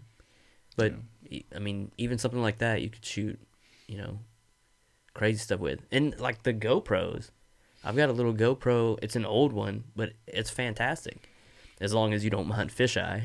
Yeah. We my brother, he uses one. We grew up racing enduro motorcycles, which is basically motocross but through the woods. Yeah. At 90 miles an hour. And that's the extent of my sports. We did martial arts and we did motorcycle racing. And but my brother, he still does it. And he has a GoPro and he has some really cool footage from, jumping like these ravines and stuff like that. Yeah, those things are impressive. Oh yeah, absolutely. It scares the shit out of me though. Yeah. I'm more of a pussy than my brother is. I mean, you got to be pretty tough to be riding a dirt bike.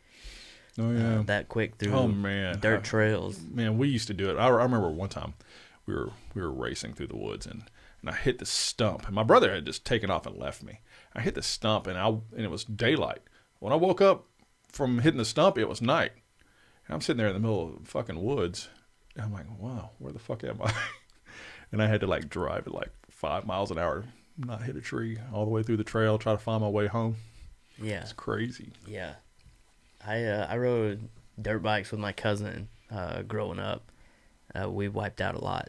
Oh, constantly. Even just he had a little 50. Even just riding that thing, just hit a mud puddle and just wipe out. I was constantly hitting trees head on because we'd go through and I'd miscalculate. I've always had bad vision. I can't see worth a shit, and I'd just hit everything. Yeah. I'm terrible on two wheels. I'm good on four, bad on two. I'm not any good on four either. My 67-year-old dad still races motorcycles. He's racing motorcycles today. Holy shit. Yeah, my dad, he's 67. He can't see worth the shit either, but he's good at racing. And he's a daredevil. My dad, he has no fear factor. You know how like a lot of people have a fear factor? Yeah. He has none. My dad has absolutely nothing scares him. And at 67, he's racing over close to Glenwood at Bear Creek today. Jesus. Yeah, just running 90-0 through the raining woods. That's a lot of risk, Yeah, especially at that age. he don't care. I mean, obviously, right? Yeah, my dad's a badass. Yeah, I'd say so. Jesus. Yeah. That's not a man to be tussled with. Yeah. That's someone who will survive. Oh yeah. in He this dog eat dog situation. Oh man, he raised us all like that. Except I'm actually the pussy of the bunch. Actually, I'm the guy that's sensitive and likes art, and everyone else in my family. My brother's a nurse, and he's a badass. My little brother, my younger brothers, they're both the same. And my sister, she's a 4th degree black belt in Ishinru, and she's a little badass. I'm just the guy that likes art. So I'm kind of the black sheep of the black sheep family, which is weird because we're all like kind of redneck Adams family ourselves. Yeah. There's nothing wrong with that, especially in the area. Oh no, not at all. So where'd you guys get these made? I think I got those from the same company as these, called just Discount Mugs. I like that. I think they did the same ones as those. It's beautiful. You can have it if you want. Really? Yeah. Thanks. Score. Yeah. That pile is yours, man. Yeah, we'll try to get those out, get those around. About a year ago, I hit you up online for to see if you would want to like do like some singing. Mm-hmm. And I threw you some of my stuff that I did. And Yeah, you sent me a link. I think at this point you had a single out. Mm-hmm, yeah. Because I remember you said something on one of your posts about singing. I was like, man, I need to find a chick singer. Me and my buddy Adrian, we were wanting to do like a trip hop project, kind of like Portishead. Mm-hmm. Yeah. And we were gonna we needed someone that was like kind of like a chanteuse, someone that could was a show person that had a good voice. And I hit you up I threw you some of my music just so you could see kind of what I did. I think you described it as you were like, this is really weird, but I was like, okay. I mean, I listen to weird. I can be down. Yeah. I don't think you disliked it.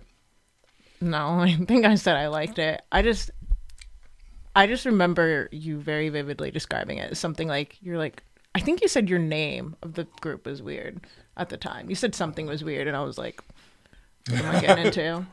Yeah. Well, anyway, it never went any further than that, but we're eventually we are still going to do a project like that. But I've got like so many damn projects, so many irons in the fire. I've got this. This is my baby besides the music. Yeah. Because I think this is the most important thing to do, the shadow transmission. I agree. I completely agree. Just for just to help get these names in people's faces, because I don't think, like you said, most of these are so fantastic, and it's not them being as popular or not having enough popularity comes from them just not having enough eyes on them. Right. We're kind of relegated to obscurity. Yes.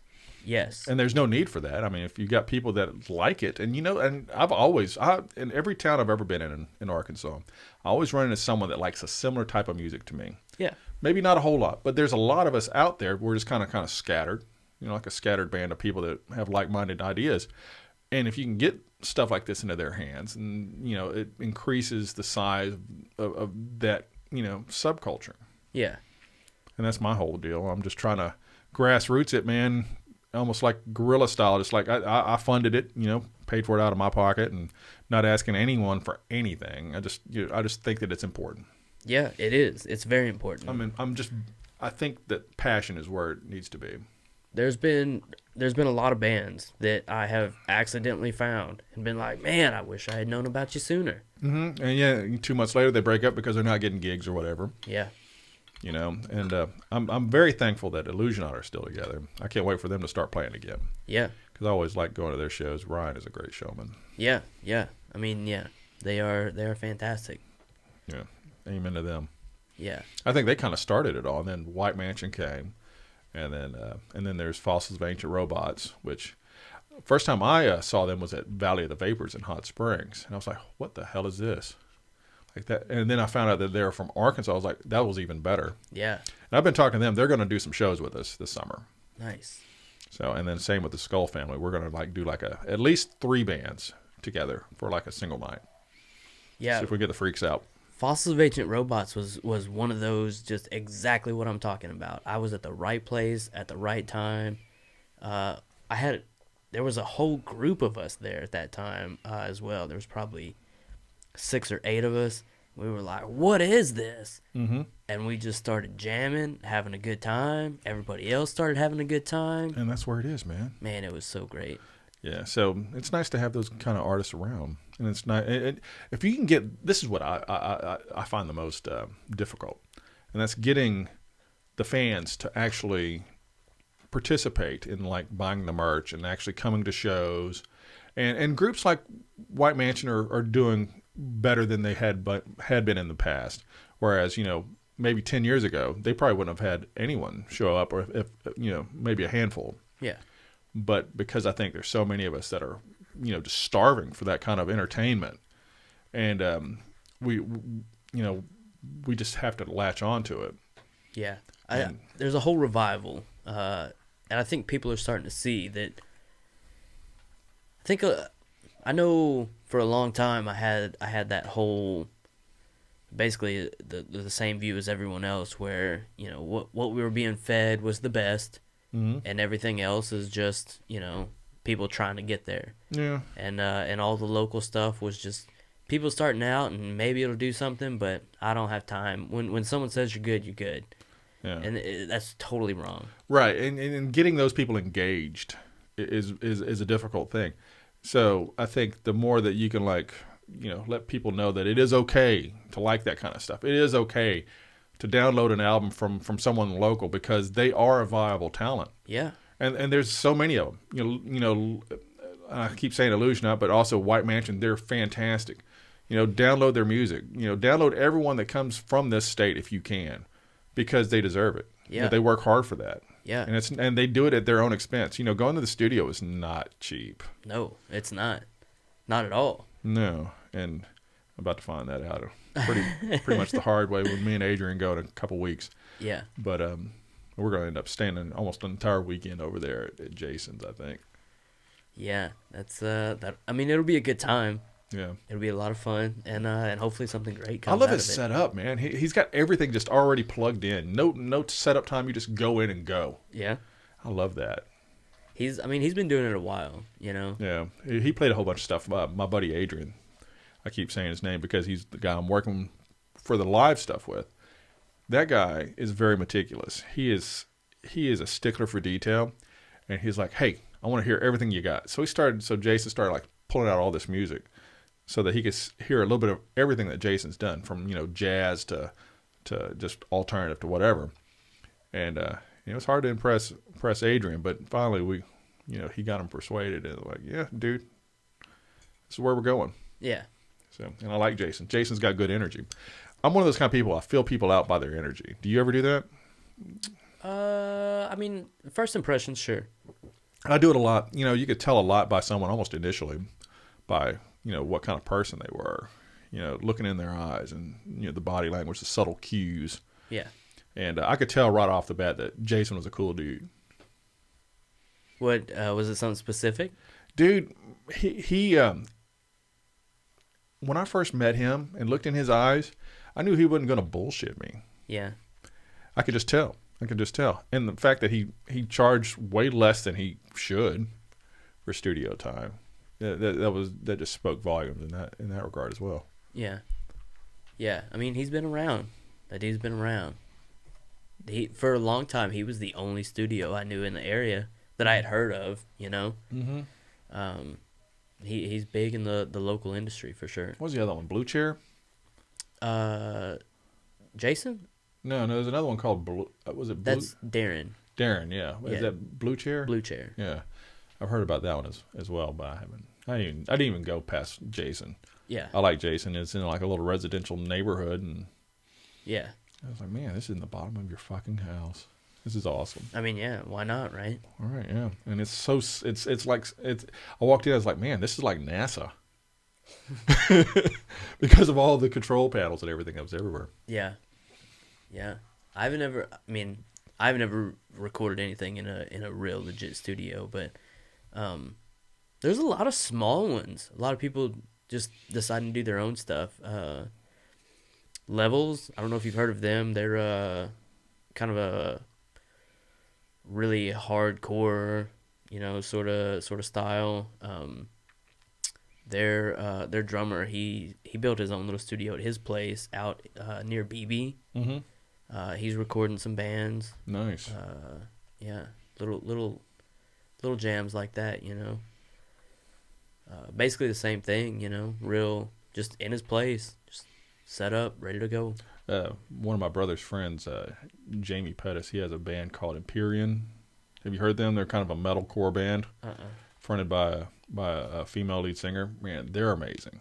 And she does these really just dynamic vocals and then with the hard, just crunching guitars and the pounding drums that are almost tribal and the beautiful bass that just kind of follows the drums. It's gorgeous music, and they're a local band from here.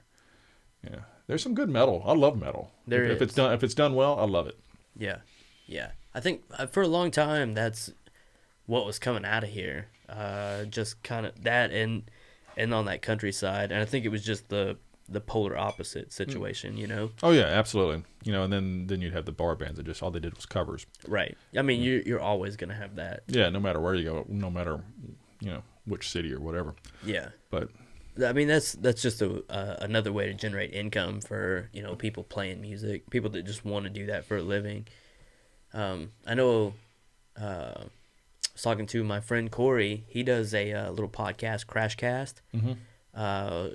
He's been on here. We did a show. He also is he drums for My Hands to War. Mm-hmm. And he's got a little cover band project basically that they play in bars just to generate income for their other projects. Right. And he was talking about it. I remember him saying that he, that's not one that he, generally just enjoys. But it pays the bill. Music, but yeah, I totally things going. I totally get that. It's nice to have your hands in a bunch of different kitties. Have you ever heard of Randall Shreve? He's out of Fayetteville. Mm-mm. He has his own project, which he just goes and plays like kind of covers all over the state. But he also does the Freddie Mercury tribute. Did you go to the Freddie Mercury tribute when it was at the Rev Room? No, I think I was working that night. Dude, his Freddie Mercury is spot on. Really? But Randall Shreve, he also does that thing where you you have projects for this, and you have projects for that. And he has his hands in a lot of different kitties. And his real art, his Randall Shreve project, where they're like doing all of his originals, is fantastic. He's probably one of the best songwriters in the state. But his Freddie Mercury is spot on. And he's got the vocal range and everything. And when they came to the Rev Room, me and my lady friend went, and I was just blown away. She'd seen him before, but I had kind of low expectations. And I was like, wow, freaking amazing. So if he ever comes back, which he will, he comes back at least once a year, go to it, because it's something to behold. Does he play with a full band in Full there? band. Matter of fact, I got a picture on my phone here. Yeah, let me check that out. Dude, I'll show you what he looks like, because he is the spitting image. That's a hard sell too. Someone who can do Freddie Mercury well is impressive. Okay, he's got the look. Yeah. Okay. Yeah, it's pretty awesome. Yeah. Yeah. And he's got the vocal range, and man, he hits it. That's the impressive part for sure. Oh yeah, but he has the mannerisms that Freddie Mercury had when Freddie Mercury was on stage. He has all of those moves. Did you guys go to the Depeche Mode Strangelove experience? Yeah. All right. Well, you remember how the lead singer, the guy that was doing the lead singer of Depeche Mode, he has those moves. It's like he's been watching Depeche Mode, like 101, over and over again on repeat, trying to figure out Dave Gahan's moves. Randall Shreve did the same thing apparently for Freddie Mercury. He has it down, and just like the guy from the Strangelove experience, that guy was pretty badass. Yeah, I was more impressed with him than I expected to be. I had heard some great things. Yeah, I enjoyed it quite a bit. Yeah, the fact that they were endorsed by Depeche Mode, that screams volumes right there. Yeah, that was. I had pretty high expectations from that, but I was pleasantly impressed. Oh yeah, they tore it up. That was the second time I'd seen it. Really? Seen them, yeah. That's how I met my lady friend. It was the first time I saw it. I met her, and then A year later, we're dating. But Was that here as well? yeah, they November of 2018. Yeah, I think it was. They played over the Rev, and those kind of shows just don't come through town that often. So you gotta latch onto them while you can. So I went there, and that's how I met her. Yeah. That's another one of those, along the lines of that underground sort of scene. Oh yeah, it's but people are grown up now, and people that like that kind of stuff growing up, like they never really had the opportunity, maybe if they came from here. And so when those kind of shows come through, like they had NXS as well, a band that did like covers of NXS stuff, and they did like the entire experience that was like playing at the Rev Room, and those guys were spot on. It's a pretty interesting take. I would say it's not as good as seeing the actual band. Mm-hmm. Yeah. But it's definitely as close as you can get. Yeah, it's better than nothing. At times. Yeah. That's exactly what it is. Better than fucking nothing. For sure. If you can't see Depeche Mode, this is a great runner-up. Now they need to do a Cure one. They need someone that does the Cure. I would love that. Yeah. Or U2. Maybe U2. I don't know. You can still see U2. Yeah, U2. Yeah, but you can still see Depeche Mode. Sure. Sure. But I'm just saying, like, for like these weird little satellite cities that aren't very big, and they don't, like, Depeche Mode wouldn't come here in a million years. Yeah. The Cure wouldn't come here in a million years. Yeah. There's just not enough people here that would, fill it up. But seeing an experience, like one of these bands that does, like, covers, yeah. It's like the next best thing. That's true. It's true. Yeah. Yeah.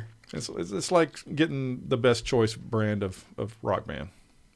The generic store brand. Yeah. It's second place at the Olympics. Oh yeah. I've seen Depeche Mode, great. so and I know that he's dead on. The guy that does the Depeche Mode one. He's dead on. But they need more of those. I bet you those are gonna like be a thing like in the next 10 years. Yeah. I bet you there's gonna be so many of those kind of bands all over the place, just playing like the experience for this, the experience for that. The Freddie Mercury tribute was fantastic, dude. That would be one I'd be really interested to see, just because I like Queen so much. Oh man, I was weaned on Queen, and Ween. I was weaned on Ween as well. But yeah, Queen, man, my parents gave me Queen records when I was a kid, and I'd just run those things in the fucking ground. What did you think of the movie? The movie was great. It was great. I liked the Rocket Man one, the Elton John one better. I haven't seen that one. That one was a little bit more true to life than the Freddie Mercury one. Originally, I think Brian May and all those guys, they wanted a little bit more hand in the Freddie Mercury one, the Bohemian Rhapsody, but they didn't get as much accuracy in there as Elton John. Elton John did have his hand in the Rocket Man one, and that one was bloody brilliant. Didn't the guy who played Elton John in that movie, didn't he also do the vocals or something like that? I believe he did. I Yeah. believe he did. I believe had he heard trained. something like that. Man, the music to that was phenomenal. All the music numbers, and they did it kind of like it was kind of biographical, but in a musical way. So there was a lot of musical numbers that were part of the dialogue, but it's still fantastic. Yeah, I need to check it out. I didn't get a chance to see it, but I had heard some good things. I did enjoy Bohemian Rhapsody though. That was a great one. Oh man! So I can only imagine. Oh, it was phenomenal. I expect to see more of those too. Oh yeah, yeah. And people want to know about their favorite artists. I think. Yeah. Especially the iconic ones like Elton John and Freddie Mercury. Yeah, your big guys. With Ozzy Osbourne on his last leg. It's only a matter of time before they do a biopic on him. I think he definitely will have one. I grew up on Ozzy. Have you?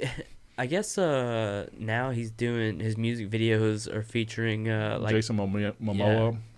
Yeah, something interesting like that. Yeah. I had seen like a headline on it or something. Yeah, and Jason Momoa, he's awesome anyway. So sure, yeah, he's a cool dude, married in a great family.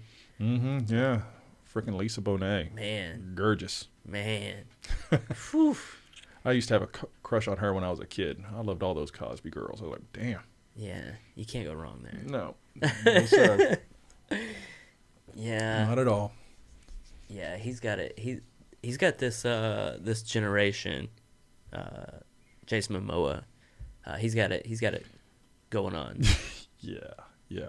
There's a guy that has movie nights, and his name is his name is Tim, but he goes by Edgar's Nocturne. He has these movie nights at his place, kind of like Jason does over at the Dead Moose or whatever it is. I forget the name of it, something Moose.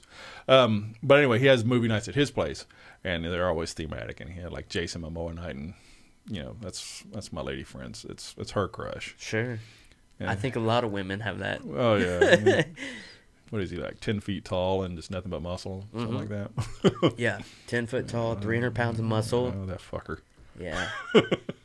Yeah. What's your take? Long hair. I like Lisa Bonet. Amen. Yeah. I like that a little bit more. Yeah, me too. Yeah, Lisa. I remember when she did. What was that movie she did where she got nude in the 80s or 90s, and Bill Cosby just had a shit fit. It was like some kind of like a voodoo movie. It had Mickey Rourke in it. But I remember she did that movie, and I can't remember the name of it to save my life. And it ruined her career so far as Cosby was concerned. And he kind of ostracized her, and she wasn't on the show as much after that. But I remember I watched that movie over and over again just to see her naked. Cosby, the rapist. Bill Cosby. You see, I'm gonna talk to you about my Jello jiggler. Cosby, the rapist. Not God. a fan of Lisa Bonet's nudity. Yeah, well now Interesting. Yeah, isn't that though? It's pretty The crazy. hypocrisy. Yeah. Yeah. Especially like he didn't. So much of his image in that was trying to be so clean and cut, and Yeah. one of the biggest serial rapists that It's come out in the recent years. that's been known. Yeah, and I wasn't there. I don't know, but a lot of women came forward, and you know what? If you're fucking up, you're fucking up. You are. Don't do that kind of shit. I hear your dogs. Yeah, he must have escaped. It sounds like it. I hear the clawing mine does that too. When she Yeah. gets out of the kennel. Yeah, he's that's his jam. Oh, you're looking up the Lisa Bonet movie with Mickey Rourke. You started anyway. I don't know what year to even. It's like in the 80s. Look up Lisa Bonet and Mickey Rourke.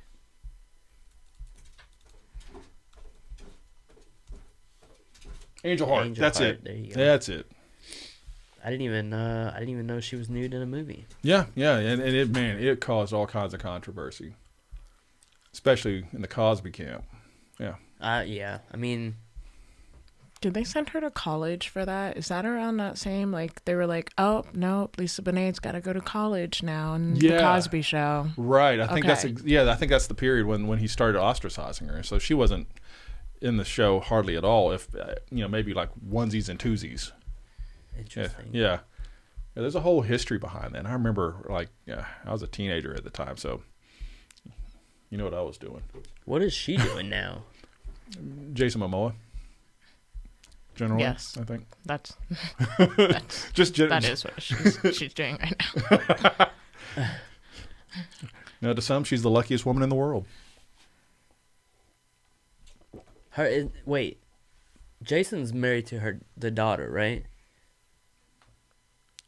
She's with No, Lenny. Jason is married to Lisa, who's the mom, but she was originally married to Lenny Kravitz, which is Zoe's dad. She's. Yeah. Okay. Yeah. Okay. I remember when they got married too. When Lenny Kravitz married her in the 90s. Yeah. Just a very spicy family, basically. Very spicy. I mean, And they're all friends, so it's Yeah. extremely spicy. But you know what? I'm friends with my baby mama boyfriend, so it's all good. I mean, why not, right? Right. Keep things peaceful. It's usually better that way. Yeah. Fuck the drama. It becomes a Cold War after a while. Yeah, I can imagine. I'm glad I don't have. That's one of the reasons I'm very glad I don't have any mix in that situation. Mm-hmm. You're lucky. Yeah, very lucky. But you know what? I love my kids, man. My kids are cool as fuck. My oldest, she's cool. My youngest is way cool. My youngest, she's a little artist and a musician just like me. So she'll probably actually be famous. I'll never ever be anything other than a guy that tinkers in his room, or maybe occasionally plays a club. But my youngest, she's probably gonna be famous. Nice. Yeah, you can't go wrong there. No. So besides going in the studio, you guys got anything else coming up? Well, the big thing with Necropolitan Opera is going to be the live performance band. And it's all original. Well, I say we have a couple covers, but it's mostly originals. Yeah. We're going to record an EP. We're going to put it on Spotify and everywhere else. That's easy enough. And then we're going to just do some playing with some local bands, maybe the surrounding states, Kansas City, maybe even St. Louis, Oklahoma City, because there's a couple places you can play in Oklahoma City that does that kind of music. Tulsa. And places like within a day's drive. Yeah. And then just set up like a micro tour like that. But try to play that kind of thing. We're actually toying the idea of getting like a copper master record. Just paying for a copper master like they do when they're making the press plates for records. Buying one, they're like about $150, and then molding it with like really super detailed silicone, and see if we can press it using acrylic. Like your own pressing? Yeah, like pressing it yourself? yeah, just actually mold and cast it ourselves by the plate, and then see how that works. I've seen it done online, and it's like it seemed like it'd be a lot less expensive because it's like for like 300 records is like $1,000. Yeah, it's pricey. I can't afford that. I mean, there's a big revival with the vinyl now too, which makes it even more. Capitalistic, Oh yeah, but you have to buy those press plates, and that's what's expensive. Yeah. And you have to buy one for each side. And it's like $300 right there at least, and that's not counting any kind of master because you have to master specifically for vinyl. Mm-hmm. Otherwise, it sounds like shit. Yeah. Well. Yeah. So we're gonna experiment and see how that goes. It may be $300 down the drain, just for the press plates. That's better than a couple grand. Oh yeah, easy. And piles and piles of shit you can't move. Yeah, coasters like I've got. Yeah. No, I think these are great. I'm talking about my CDs. I've got I got rid of a lot of them, but not as many as I'd like to have. I think I paid for them finally, but that's the trick, breaking even. Yeah, I'm happy breaking even. I just give the rest of them away. Mm-hmm. So that's why I give you kind of a small pile. They have like stickers and shit in them. So nice. Yeah. I'm stoked to check it out. I've listened to a couple of the singles. I haven't listened to the whole thing yet. Well, I did a couple of singles back at Christmas for my lady friend. Just being romantic, just like, hey, I wrote you a song, baby. Merry Christmas. Got her all gushy. So fancy. Yeah. So she stuck around. So I guess I did the right thing. But it's just a single. It's just for her. But and then I've got another EP coming out probably in the next probably by the end of the summer. Yeah. I've been recording. Yeah. But I recorded in my home studio. I recorded that entire thing, and it sounds good. I recorded it in my little home studio. It didn't, nothing, no bells and whistles or frills, but it still sounds good, I think. Good enough to get it on a comp in Europe, I think. So, yeah. That's apparently. it. Yeah. And I recorded that shit in my bedroom, the stuff I sent them. So, and they put it on there. So there, you got that. But anyway, so anyway, the big thing is Necropolitan Opera is going to be my serious project with Adrian James, and we're going to hopefully make some headways playing with some of these other bands and getting the word out more. And see, these were going to be like everywhere. I'm going to matter of fact, I'm giving some of these to Gary over at Club Nevermore to pass out for all the Club Nevermore events. I've got like a shit ton of them in my back of my soccer mom van. Your van's loaded with these ready to roll. Oh yeah, it's a good thing about having a van, right? Yeah, no. But you know what? It is what it is, man. It is what it is. Yeah. I got children. Yeah. I'm sure that's a good enough reason right there. Carry my kids around and shit. Now we'll be looking forward to it for sure. Good. Both with the Clusters of Fornication stuff, Necropolitan Opera. You got anything with anything else coming out? No, not really. We'll probably do some music videos. I'm working on a music video for Necropolitan Opera right now, but I had to do that because it's all animation, and that shit's time consuming. So that's So I started it preemptively. we already know the direction we're going. Kind of like really kind of creepy animation, kind of like Adam Jones does with Tool videos. A lot of it, like from like Stinkfist and that kind of stuff. Sober, if you remember those videos. Are you doing the animation yourself? Yeah, yeah. Interesting. Yeah, I'll show you some pictures. Yeah. And then I know that we're probably pushing time here, but I'll show you some of the characters, or a character that I've created that's part of like one of the main characters for this animation. She's a kind of like a doll head, kind of, that's creepy as fuck. But she's kind of a robot at the same time. Is it themed? Oh yeah, it's very just kind of it's kind of like a dark, just kind of a. There's no real story. There's no underlying narrative, other than the fact that it's just kind of creepy dolls and creepy like people that are in this little weird universe. Let's see, there she is. Oh, nice. Very cool. Yeah. So I do stop motion animation. That's one of the things I specialized in when I was in school. And so I've got, like, just imagine these guys moving around this little universe. It's fully decked out universe that I created, like all this dilapidated structures and sets that these characters are in. So I just animate them within those little, constructs, and gives them almost like a Tim Burton Goes to Hell kind of atmosphere. Love that animation style.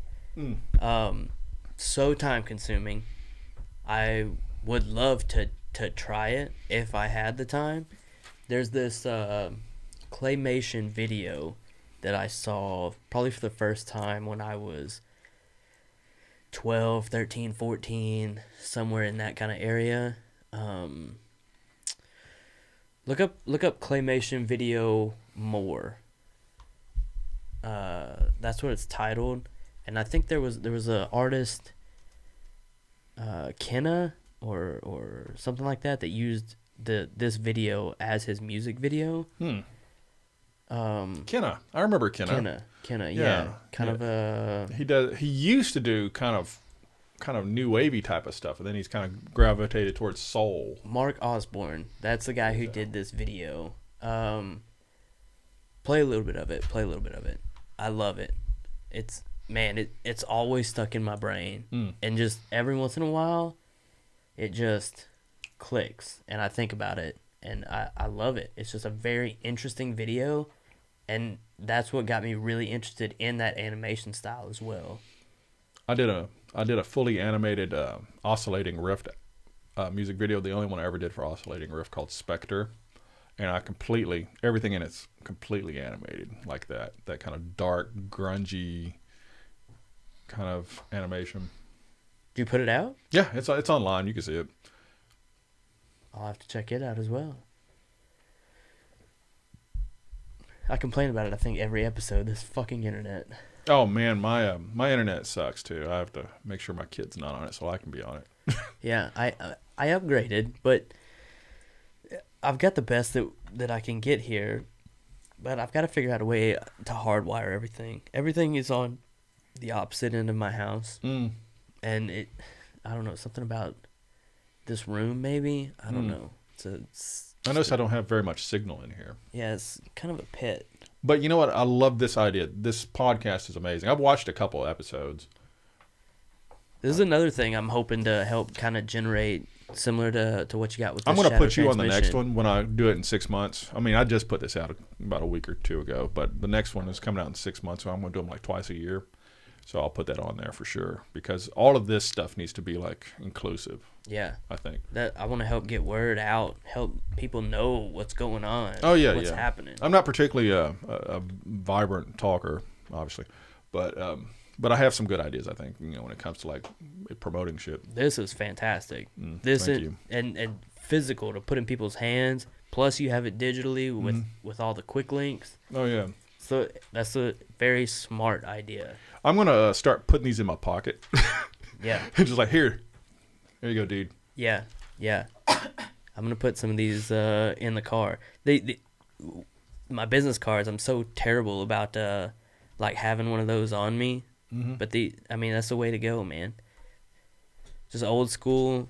Get it in people's hands, in front of their eyes. That's what you got to do. You know, some of them are going to end up as trash. I understand that.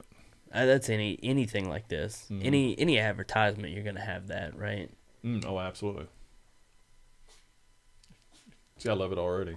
You got some volume? Give me some volume. Here we go.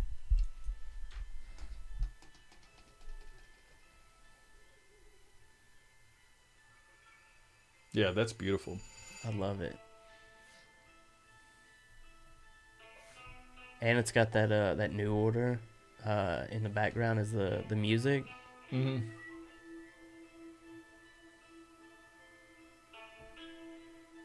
Yeah, this is almost like a Tool video, isn't it? Yeah.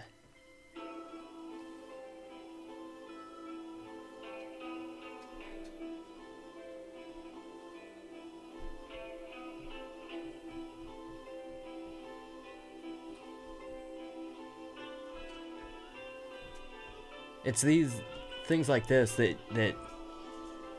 which, I mean, it's probably that part of, like we were talking about earlier, that nostalgic bone that I have that just, but shit like this just sticks, and every once in a while it just, you know, kicks in, and I think, oh man, remember that claymation video more? There is so much detail in this. I always do stuff that are kind of a little bit more intimate. Something that's not as time consuming. Something I could do. I did like 3 seconds of animation. It took me about 3 hours. Yeah, exactly. You know, and that's a huge chunk of my day. Yeah. And so I just have to do it when I can. This probably took months. Yeah. That's what the time. Stop animation is not a quick, easy thing. Just like you said, I mean, You gotta love it. That much time put in for something so little. Yeah, it's 24 frames per second is what they usually do on stop motion animation. So, God, thousands and thousands of shots. It's so much time, man. But you come up with something really rad. And I think maybe that's really what makes me even more appreciative of it, you know? I'll send you a link later on to that video just so you can see it. Yeah, I'd definitely like to check because it out. it's almost it is entirely stop motion animated, but it took me forever to do it. Sure. But I that's why I'm starting this other one for me and Adrian. We're going to do like some stuff in it where we're actually going to be lip syncing or whatever the hell. But we're going to have so much stop motion in it to keep it more interesting rather than just a couple dudes doing music. You know, because you can see that all day long on MTV. But sure, this kind of shit catches your interest. Yeah. I think, personally. I mean, I'm telling you from experience, it does. Yeah, I love it. For me.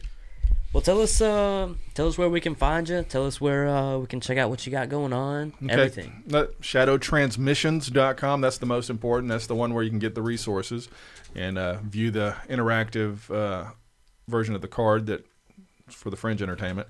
And then there's the necropolitanopera.com for the upcoming project with Adrian James. And then there's Clusters of Fornication.com for my personal music. And Oscillating Rift doesn't have a .com. It's just on Bandcamp. So just look for Oscillating Rift on Bandcamp. And that's it. Nice. Yeah. We're looking forward to what you got coming. Thank you. I appreciate you having me. Yeah, thanks again for coming. Yeah. This has been great. Yeah, absolutely. Thank you. And as always, you guys know where to find us. I think there's still shit on sale. Trying to make room for new shit as far as merch and shit like that. But you know where to find us. All that jazz. We'll see you next time. Later.